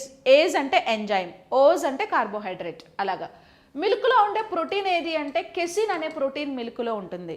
మిల్క్లో fat ఏముంటుంది అని అంటే లాక్టిక్ యాసిడ్ అనేది మిల్క్లో ఉండే ఫ్యాట్. మిల్క్లో మినరల్స్ ఏముంటాయి? Calcium, phosphorus, magnesium, iron, zinc etcetera. ఇలా చాలా మినరల్స్ ఉంటాయి. విటమిన్స్ ఏముంటాయి మిల్క్లో అంటే except C vitamin, remaining all vitamins అనేవి మనకి మిల్క్లో ఉంటాయి. ఈవెన్ ఎగ్ కూడా కంప్లీట్ డైట్కి ఉదాహరణే. ఎగ్ రెవల్యూషన్ ఏమంటాం? సిల్వర్ రెవల్యూషన్ అని పిలుస్తాం. ఫాదర్ ఆఫ్ సిల్వర్ రెవల్యూషన్ ఎవరు? బివి రావు, బండా వాసుదేవరావు. బండా వాసుదేవరావుని ఫాదర్ ఆఫ్ సిల్వర్ రెవల్యూషన్ అనేసి పిలుస్తారు. మదర్ ఆఫ్ సిల్వర్ రెవల్యూషన్ ఎవరిని అంటారు అంటే ఇందిరాగాంధీ. సో మేడం ఇందిరాగాంధీ మన ఇండియాలో పౌల్ట్రీని డెవలప్ చేసింది మేడం కాబట్టి సో మేడంని మదర్ ఆఫ్ సిల్వర్ రెవల్యూషన్ అనేసి పిలుస్తారనమాట. మనకి ఇండియాలో ఉండే 2 ఫేమస్ కోళ్ళు ఉన్నాయి, ఓకే, బ్రాయిలర్స్. బ్రాయిలర్స్ ఎందుకు? బ్రాయిలర్స్ వచ్చి మాంసం కోసం, మీట్ కోసం మనం పెంచేవి బ్రాయిలర్స్. బాయిలర్ కోళ్ళు ఉంటాయి చూడండి, చికెన్ షాప్లో తూగుతూ ఉంటాయి, నిద్రపోతూ ఉంటాయి బాయిలర్ కోళ్ళు. సో ఎప్పుడు వెళ్ళి ఎవడు చికెన్ అడుగుతాడో తెలియదు, ఎవరు చికెన్ అడిగితే దాన్ని లేపేస్తారు, దాన్ని వేసేస్తారు. ఇవన్నీ ఆర్టిఫిషియల్ కోళ్ళు అనమాట, ఓకేనా, ఆర్టిఫిషియల్. అదే ఊర్లలో నాటుకోళ్ళు ఉంటాయి చూసారా, అవి న్యాచురల్ నాటుకోళ్ళు. వదిలితే ఏం చేస్తాయి? పందానికి పోతాయి. అవేం చేస్తాయి? చికెన్ షాప్లో కోళ్ళు నిద్రపోతూ ఉంటాయి ఎప్పుడు, ఓకే. తర్వాత లేయర్స్. లేయర్స్ అంటే లేయింగ్ అంటే ఏంటి? గుడ్లు పెట్టడాన్ని లేయింగ్ అంటాం కదా.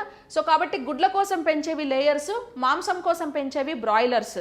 లేయర్స్ ఇప్పుడు ఆర్టిఫిషియల్ ఎగ్స్ మనకు వైట్ కలర్లో ఇంత సైజ్ ఎగ్స్ వచ్చాయి కదా, ఇదంతా ఆర్టిఫిషియల్. నాటుకోడి గుడ్డు అంత సైజు ఉండదు, చిన్నగా ఉంటుంది నాటుకోడి గుడ్డు, అది కూడా బ్రౌన్ కలర్లో ఉంటుంది. ఈ లేయర్స్ పెట్టేవన్నీ వైట్ కలర్లో ఉండి పెద్ద సైజులో ఉంటాయి. అవన్నీ ఆర్డిఎన్ఏ టెక్నాలజీ త్రూ మన గవర్నమెంట్ ప్రిపేర్ చేసినారనమాట అవన్నీ కూడా ఆర్టిఫిషియల్, ఓకేనా. కాబట్టి నవేడేస్ ఎవ్రీథింగ్ ఈజ్ ఆర్టిఫిషియల్. అన్నీ ఆర్టిఫిషియల్ అయిపోయినాయి, న్యాచురల్ ఏం లేదు. మనం కూడా ఆర్టిఫిషియల్, ఓకేనా. ఎస్. నెక్స్ట్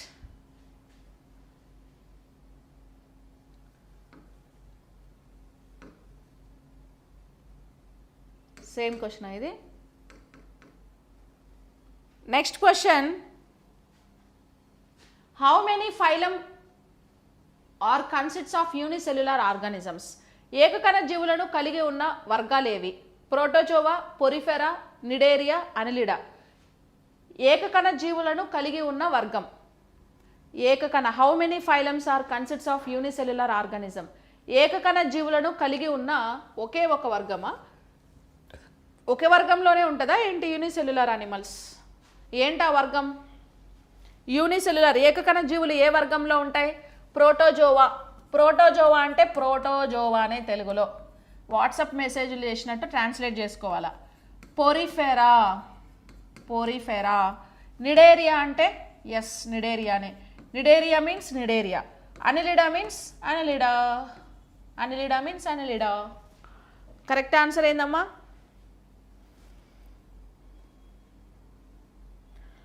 బయాలజీ రిలీజ్ చేస్తానండి, రాస్తున్నాను, నాకు టైం దొరకట్లేదు, ఫినిష్ చేద్దామంటే.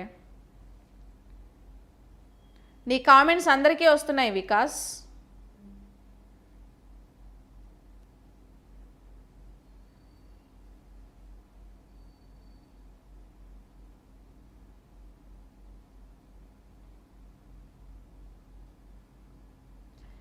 యా, కరెక్ట్ ఆన్సర్ ఏదంటున్నారు ఇప్పుడు? ప్రోటోజోవానా?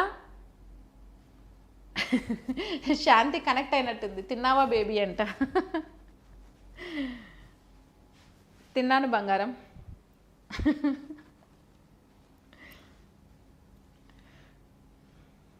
ఏం కూర మీ ఇంట్లో?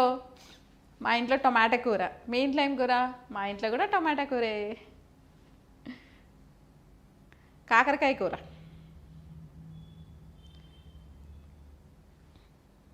ఎస్, ఇది నా ఛానలే అజ్జు. యాక్చువల్లీ ఏకకణ జీవులను కలిగి ఉన్న ఫైలం ఏది? ప్రోటోజోవా. ప్రోటోజోవా అంటే ప్రోటో అంటే ఫస్ట్ అని అర్థం, జోవా అంటే అనిమల్స్ అని అర్థం. ప్రోటోజోవా అంటే ఫస్ట్, జోవా అంటే అనిమల్స్. అంటే ప్రోటోజోవా అనిమల్స్ అని అంటే ఓకే, ఈ భూమి మీద ఈ ప్రపంచంలో ఫస్ట్ పుట్టిన జీవులు అనేసి దాని అర్థం. ప్రోటో అంటే ఫస్ట్ కదా, జోవా అని అంటే అనిమల్స్. ఈ భూమి మీద ఈ ప్రపంచంలో మొట్టమొదటిసారిగా ఫస్ట్ పుట్టిన జంతువులని మనం ప్రోటోజోవా జంతువులు అనేసి పిలుస్తాం. ఈ ప్రోటోజోవా జంతువులని ఫస్ట్ యూనిసెల్యులార్ ఆర్గానిజమ్స్ అని పిలుస్తాం, అంటే ఏకకణ జీవులు అనేసి పిలుస్తాం. మొట్టమొదటి ఏకకణ జీవులు ఏవి అంటే ప్రోటోజోవా అనిమల్స్.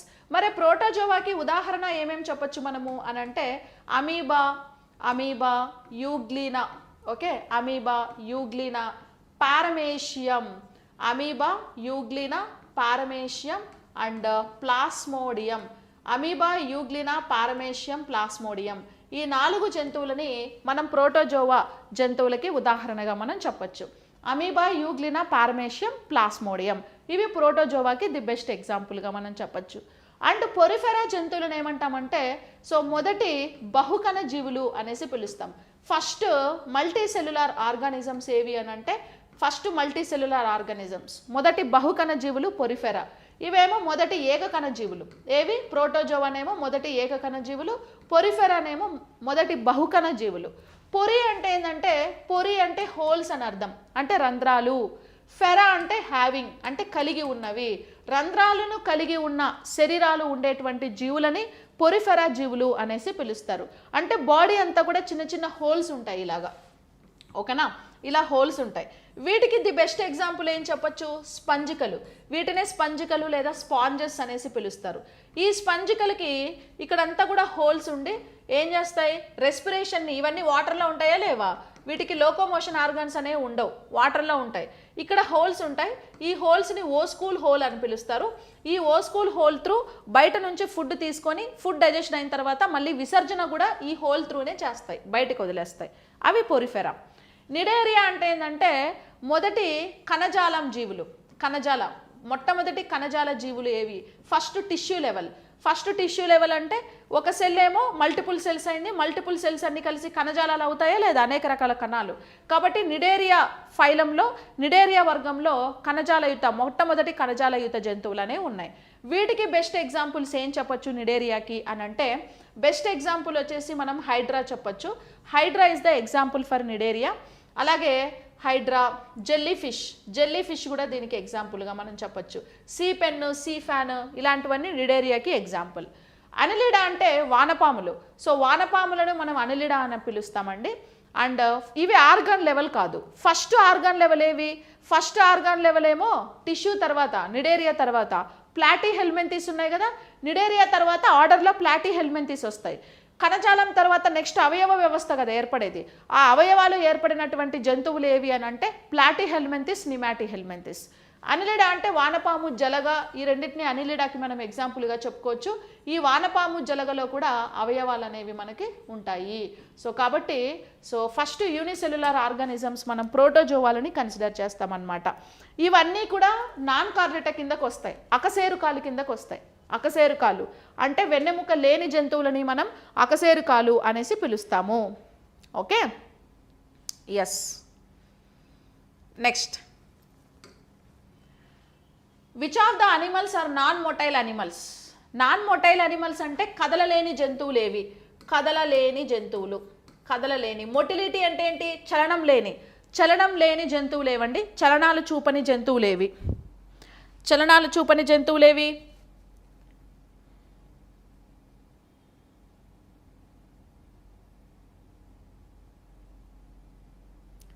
శ్రావణ మాసం నాన్ వెజ్ లేదా? అయ్యో అయ్యయ్యో అయ్యయ్యో, ఎంత పని అయిపోయింది వీరేషు. మా ఇంట్లో కూడా అన్ని మాసాలు ఉంటాయి, కానీ నాకు ఉండవు, ఇంట్లో మాత్రమే ఉంటాయి.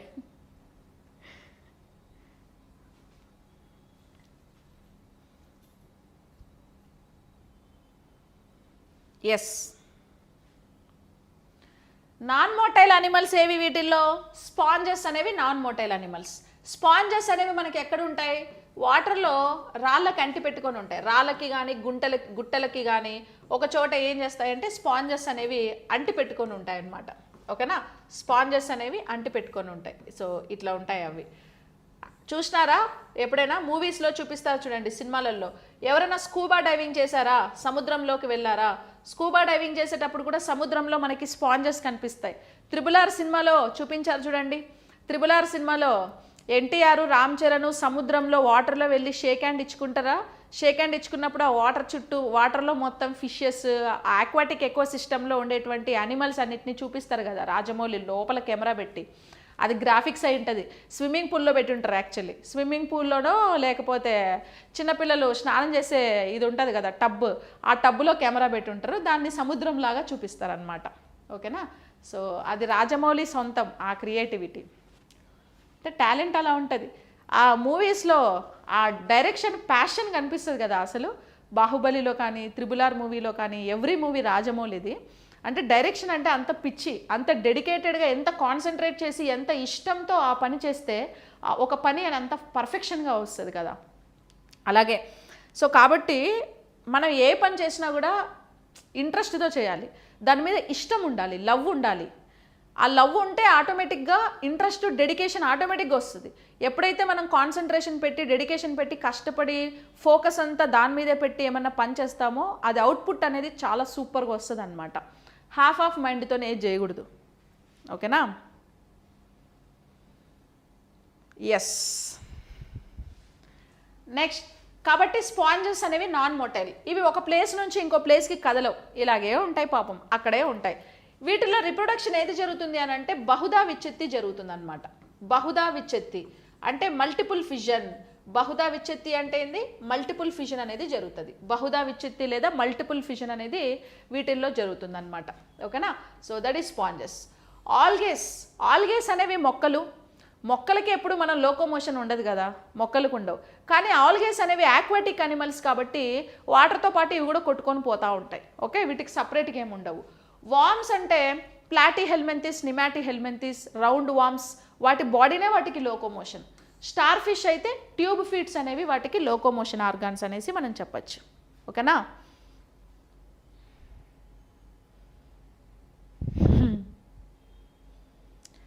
చందన్ లాజిక్స్లో వీడియోస్ ఎందుకు వచ్చింది ఆ డౌట్ ఇప్పుడు? Which of the following animals are comes under ఇన్వర్టిబ్రే?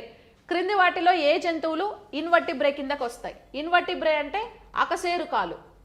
అకశేరుకాలకి ఏ జంతువులు వస్తాయంటే అకశేరుకాలు కిందకి penguin, earthworm and Rana goliath, ratel. Penguin, earthworm, Rana goliath, ratel. Answer ఏది?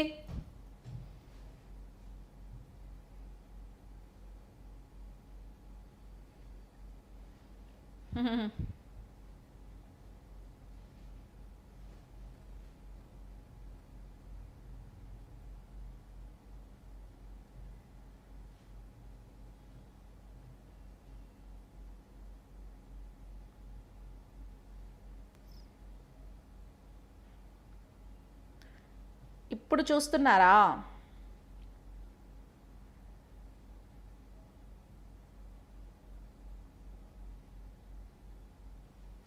ఇప్పుడు యాప్లో పెట్టినవి చూడండి, అప్డేటెడ్ కంటెంట్ ఉంది అందులోని. ఇంకో విషయం మర్చిపోయాను, మీకు యాప్లో చెప్పినట్టు తెలుగు మీడియం వాళ్ళకి, ఇంగ్లీష్ మీడియం వాళ్ళకి కూడా యాప్లో ఇప్పుడు కంటెంట్ అండ్ టెస్ట్ సిరీస్ అన్నాను కదా. సో కంటెంట్, టెస్ట్ సిరీస్తో పాటు మీకు ఇంకా ఏంటంటే అప్డేటెడ్ వర్షన్ కూడా. అప్డేటెడ్ అంటే ఏంటంటే ఈ మధ్య రీసెంట్గా కొన్ని డిసీజెస్కి కొన్ని కంట్రీస్ వ్యాక్సిన్స్ని ఇన్నోవేట్ చేశారు. Malaria, dengue and TB, tuberculosis vaccines plus malaria day ఎప్పుడు ఈ మధ్య కొన్ని ఏంటంటే కొత్త ఇన్నోవేషన్స్ వచ్చాయి. ఆ కరెంట్ అఫైర్స్ పాయింట్ ఆఫ్ వ్యూలో కూడా అవి కూడా యాడ్ చేస్తాను చూడండి, అప్డేటెడ్ వర్షన్. ఓకేనా? ఎక్కడ చూసినా నా క్లాసెస్సే కనపడుతున్నాయి కాబట్టి ఎక్కడో చోట వెళ్ళిపోండి. ఏడపోయినా అదే కదా. ఓకే, కానీ ఇందులో మాత్రం కొంచెం వెరైటీగా ఉన్నాయి. అంటే అలా అంటే అక్కడ బాగా చెప్పలేదని కాదు, చెప్పాను. బట్ ఇందులో ఏంటంటే కొంచెం updated version and video qualities, video presentation and explanation అంతా చాలా బాగుంది. అంటే అకాడమీ టెక్స్ట్ బుక్స్ మొత్తం చెప్పేశాం అందులో. సరే, అకశేరుకాల కిందకి ఏ వస్తాయి అన్నాడా, రావన్నాడా? కమ్స్ అండర్ కదా. అకశేరుకాల కిందకి ఏ వస్తాయి? అకశేరుకాలు అంటే వెన్నెముక లేని జంతువులని అకశేరుకాలు అంటారు, వెన్నెముక ఉండే జంతువులని సకశేరుకాలు అని అంటారు. ఇప్పుడు పెంగ్విన్ అనేది పెంగ్విన్ అనేది పక్షి, బర్డ్. బర్డ్ అకశేరుకమా సకశేరుకమా? అఫ్ కోర్స్ సకశేరుకం, అంటే వర్టిబ్రే కిందకు వస్తుంది. Okay, vertebrae సకశేరుకం. అర్తువామ్ అనేది ఇన్వర్టిబ్రే, అంటే అకశేరుకం, అకశేరుకం కదా. అర్తువామ్ అనేది ఇన్వర్టిబ్రే లేదా అకశేరుకం. రానా గాలియత్ అంటే ఏంటంటే ఇది ఫ్రాగ్ పేరండి, ఒక కప్ప. బిగ్గెస్ట్ ఫ్రాగ్ ఏది అంటే రానా గాలియత్. రానా గాలియత్ అనేటువంటి ఒక ఫ్రాగ్ బిగ్గెస్ట్ ఫ్రాగ్. మైకో హైలా అనేది చిన్న ఫ్రాగ్, రానా గాలియత్ అనేది పెద్ద ఫ్రాగ్. సో ఈ ఫ్రాగ్స్ అనేవి యాంఫిబియన్స్ కదా, మరి యాంఫిబియన్స్ కూడా దేని కిందకు వస్తాయి? వర్టిబ్రే కిందకు వస్తాయి. ఓకేనా, అకశేరుకాలు కిందకు వస్తాయి, సారీ సకశేరుకాలు కిందకు వస్తాయి ఇవి, సకశేరుకాలు. ర్యాటిల్ అనేది ఇది ఒక స్నేక్ అండి. ర్యాటిల్ స్నేక్ అనేది ఏది అంటే మనకు డెజర్ట్లో ఎడారుల్లో ఇలా పోతూ ఉంటుంది చూడండి, ఇసుకలో పోతూ ఉంటుంది పడుకొని, దాన్నే మనము ర్యాటిల్ స్నేక్ అనేసి పిలుస్తారు. బిచ్చగాడు 2 సినిమాలో చూపించారు. బిచ్చగాడు 2 సినిమాలో ఇసుకలో ర్యాటిల్ స్నేక్ అనేది చూపించారు, ఇలా ఇసుకలో పోతూ ఉంటుంది 1-2 సీన్లో. దానికి స్టోరీకి లింకే లేదు అసలు, దాన్ని ఎందుకు పెట్టారా నాకు ఇప్పుడు కూడా డౌట్ వస్తూనే ఉంటుంది అప్పుడప్పుడు గుర్తొచ్చినప్పుడు. మీకు ఎవరికైనా తెలిస్తే చెప్పండి ప్లీజ్. ఓకే, ర్యాటిల్ స్నేక్ అంటే ఇసుకలో ఉండే పాము. ఇది ఫుల్ పాయిజనస్ స్నేక్ అండి. కాటేసింది అనుకో ఇక అంబులెన్స్ ఎలాగో ఎడారిలోకి రాదు, మనమే ఎడారిలోకి పోతాం. అక్కడి వరకు అంబులెన్స్ రాదు కాబట్టి టాటా బై బై చెప్పి అటే వెళ్ళిపోతాం. సో కాబట్టి ఇన్వర్టిబ్రే ఏది ఇందులో? అర్తువామ్ ఒకటే ఇన్వర్టిబ్రేకి ఎగ్జాంపుల్గా చెప్పుకోవచ్చు. Okay, yes.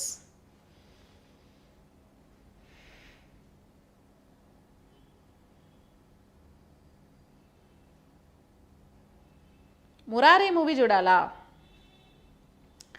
టైం లేదమ్మా, మన దగ్గర బేరాలు లేవమ్మా. Next, choose the correct statement. Development of wood is called silviculture, development of vegetables is called olericulture, development of honey bees is called apiculture. Culture టేబుల్లో ఒక క్వశ్చన్ వస్తుందండి, మీకు గ్యారంటీగా ఒక క్వశ్చన్ వస్తుంది కల్చర్ టేబుల్లో. ఓకే, నేను మీకు లాస్ట్లో వీడియోస్ కంటెంట్లో కల్చర్ టేబుల్, సైంటిఫిక్ నేమ్స్ అన్నీ కూడా టేబుల్ ఫార్మేట్లో ఇస్తాను. మీకు ఒక 2 గంటలు దాని గురించి ఎక్స్ప్లెయిన్ చేసి అప్లోడ్ చేస్తా చూడండి.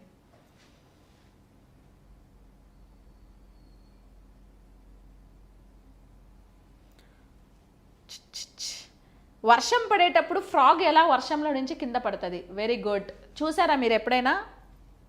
నాకు కూడా తెలీదే. ఫ్లయింగ్ స్పైడర్ అరుణాచల్ ప్రదేశ్లో గుర్తించారు ఫ్లయింగ్ స్పైడర్ని. ఎస్, ఇలాంటివే అప్డేట్స్ నేను మీకు చెప్తాను. మూవీలో విలన్ కూడా డేంజరా?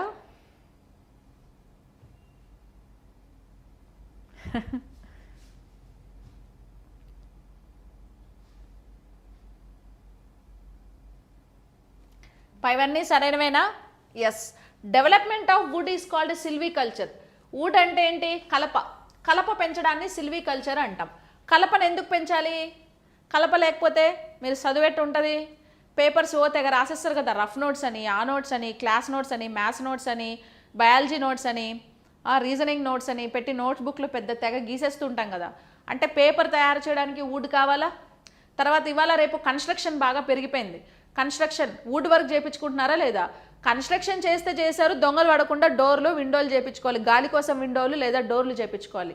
మనోళ్ళు ఏం చేస్తున్నారంటే రిచ్ కిడ్స్ స్టైల్కి పోయి ఏం చేస్తారు, వుడ్ వర్క్ మొత్తం చేయించి పడేస్తున్నారు. వుడ్ వర్క్ అంటే కబోర్డ్స్ అవి ఇవి, అంటే అది వాళ్ళ ఇష్టంలే, వాళ్ళ ఇష్టం, వాళ్ళ కాడ డబ్బులు ఉన్నాయి వాళ్ళు చేస్తారు. కాదండి, ఎన్విరాన్మెంట్ గురించి ఆలోచించాలి. కన్స్ట్రక్షన్ ఇంత పెరిగిపోయింది కాబట్టే, వుడ్ వర్క్ ఎక్కువ అయిపోయింది కాబట్టే మొక్కలన్నింటినీ కూడా నరకాల్సి వస్తున్నది. బిజినెస్ బాగా అయిపోయింది. అట్లా మొక్కలు తగ్గిపోయినాయి కాబట్టే గ్లోబల్ వార్మింగ్ వచ్చేసింది. గ్లోబల్ వార్మింగ్ వచ్చింది కాబట్టి ఎండలు విపరీతంగా పెరిగిపోతున్నాయి. చాలామంది దీనివల్ల రేడియేషన్స్కి తట్టుకోలేక క్యాన్సర్స్ వస్తున్నాయి చాలామందికి. ఇప్పుడు రిచ్ పీపుల్కి క్యాన్సర్ వస్తే ఇట్స్ ఓకే, వాళ్ళకి డబ్బులు ఉన్నాయి, ట్రీట్మెంట్ తీసుకుంటారు. కానీ వాళ్ళ వల్ల ఏంటంటే ఇక్కడ పూర్ పీపుల్ ఎఫెక్ట్ అవుతున్నారు. వాళ్ళు రిలీజ్ చేసే గ్రీన్ హౌస్ గ్యాసెస్ వల్ల, వాళ్ళు రిలీజ్ చేస్తున్న రేడియేషన్స్ వల్ల పూర్ పీపుల్ చాలామంది ఎఫెక్ట్ అవుతున్నారని ఆక్స్ఫామ్ వాళ్ళు ఒక రిపోర్ట్ రిలీజ్ చేశారనమాట రీసెంట్గా. ఓకేనా? సో కాబట్టి మనం ఏం చేయాలి, తగ్గించాలి కొంచెం. వుడ్ వర్క్ మరీ ఎక్కువ చేయించుకోకూడదు, అంటే నెససరీకి మించి, అవసరానికి మించి ఎక్కువ చేయకూడదు అని నేను అంటాను. బట్ నేను చెప్పినంత మాత్రాన అందరూ ఏమో మారిపోతారా ఏంటి? గవర్నమెంట్ చెప్తేనే ఎవరు వినరు మనోళ్ళు. ఇక నేను చెప్తే నేనే వినను ఫస్ట్. ఓకే, సో కాబట్టి ఎస్, అన్ని చెట్లు నరకాల్సి వస్తుంది. కాబట్టి చెట్లనంటే రెస్పెక్ట్ చేయాలి. ఈ రోజు నుంచి రోడ్డు మీద వెళ్ళేటప్పుడు ఇళ్ళల్లో కానీ మీకు ఎక్కడన్నా ప్లాంట్స్ కనిపిస్తే వాటికి దండం పెట్టండి ఫస్ట్. ఓకేనా? థ్యాంక్ యూ సో మచ్ అని రోజు థ్యాంక్స్ అని చెప్పండి మొక్కలకి. వాటి వల్లే మనకి ఫుడ్ వస్తుంది, వాటి వల్లే మనకి ఆక్సిజన్ వస్తుంది. ఎన్వైర్న్మెంట్ మొత్తం క్లీన్గా ఉండడానికి పాపం అవే నానా కష్టాలు పడుతున్నాయి. ప్లస్ మన అవసరాల కోసం అయ్యే ఉపయోగపడుతున్నాయి మళ్ళీ. ఓకేనా? అలాగా. Next, development of vegetables is called olericulture. కూరగాయల యొక్క పెంపకాన్ని ఒలెరికల్చర్ అనేసి పిలుస్తారు. ఓకేనా? వెజిటేబుల్స్ హార్టికల్చర్లో one of the part. Horticulture అంటే మొత్తం అగ్రికల్చర్ ప్రోడక్ట్స్ పెంచడాన్ని హార్టికల్చర్ అని పిలుస్తాం. కూరగాయల గురించి సపరేట్గా మాట్లాడితే ఒలెరికల్చర్ అనేసి మనం పిలుస్తాం. సో కూరగాయలు బాగా తినండి, కూరగాయలు చాలా ఇంపార్టెంట్.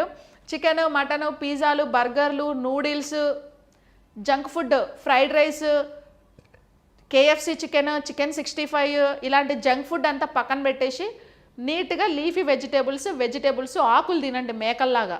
ఓకే? అప్పుడే హెల్త్కి మంచిది. Next, development of honeybees apiculture. Honeybees అంటే తేనెటీగల పెంపకాన్ని ఎపికల్చర్ అని పిలుస్తాం. తేనె కోసం. తేనెలో ఫ్రక్టోజ్ అనే షుగర్ ఉంటుంది కదా, సో ఫ్రక్టోజ్ని మనం ఏమని పిలుస్తాం? మోనోసాకరైడ్ అని పిలుస్తాం. Fructose is the sweetest sugar in the universe. Okay? Example తేనె, హనీ.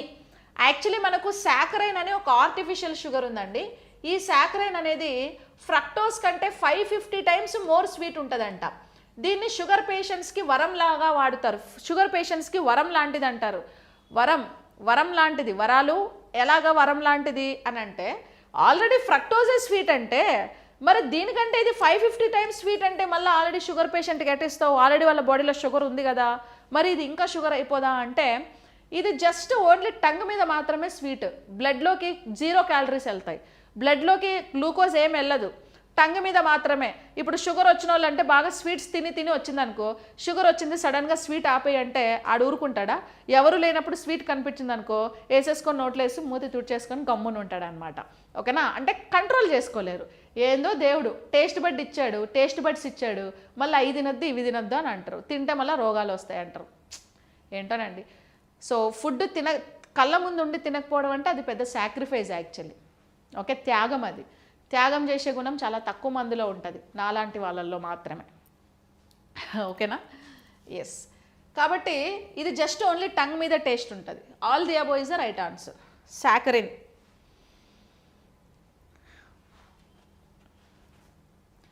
ఎస్. నెక్స్ట్,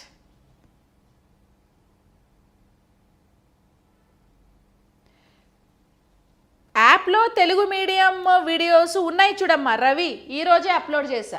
ఇంకా అప్లోడింగ్లో అవుతున్నాయి ఇంకా కొన్ని వీడియోస్ ఉన్నాయి చూడండి, ఈరోజే పెట్టాను రవి.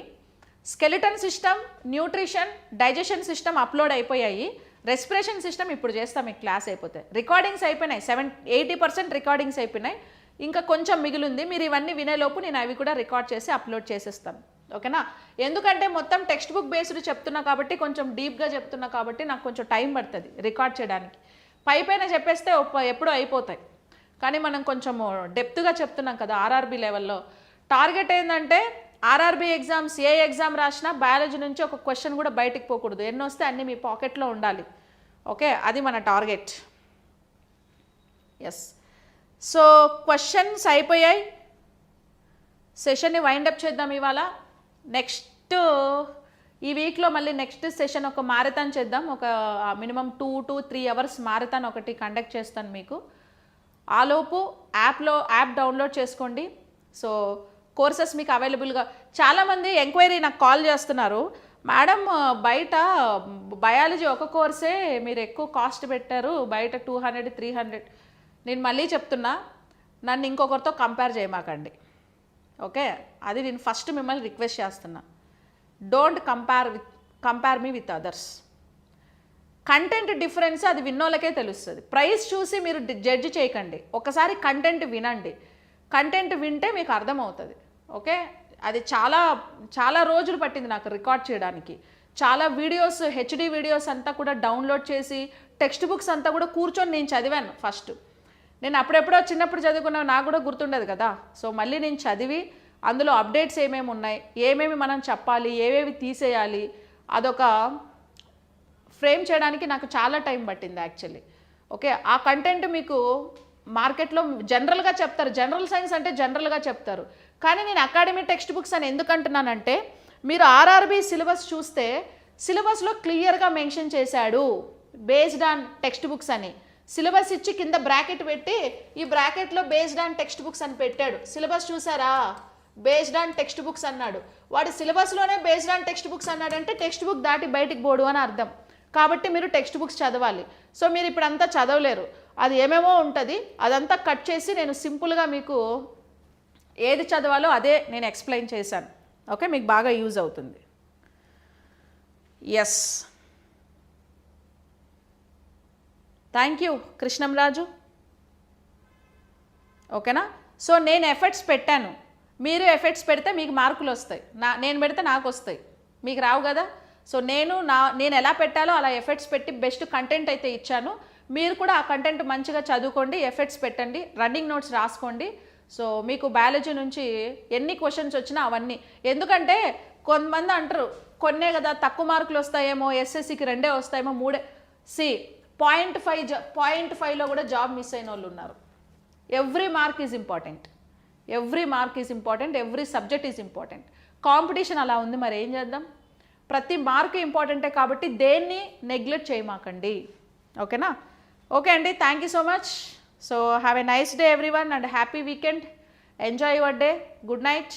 అందరూ తినండి, మంచిగా టైంకి తినండి, టైంకి పడుకోండి, టైంకి చదువుకోండి. ఆ 3 పనులే చేయండి. So be fit and be healthy. Okay, yes. App link కింద డిస్క్రిప్షన్లో ఉంటుంది, వాట్సాప్ లింక్ కూడా డిస్క్రిప్షన్లోనే ఉంది. యాప్ లింక్ డౌన్లోడ్ చేసుకోండి. మీకు థంబ్నెయిల్ బ్లాక్ కలర్ కాంబినేషన్లో ఒక థంబ్నెయిల్ కనిపిస్తుంది, Telugu medium pack.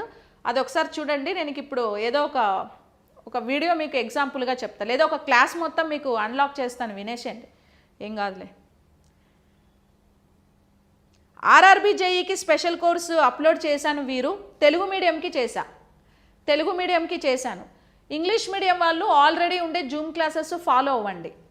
Okay, and environment recording start చేశాను, ఎన్విరాన్మెంట్ కూడా తొందరలో అయిపోతుంది, అందులో యాడ్ చేసేస్తాను. Okay, yes. థ్యాంక్ యూ అండి, thank you so much. So bye everyone, have a nice day, good night, bye bye.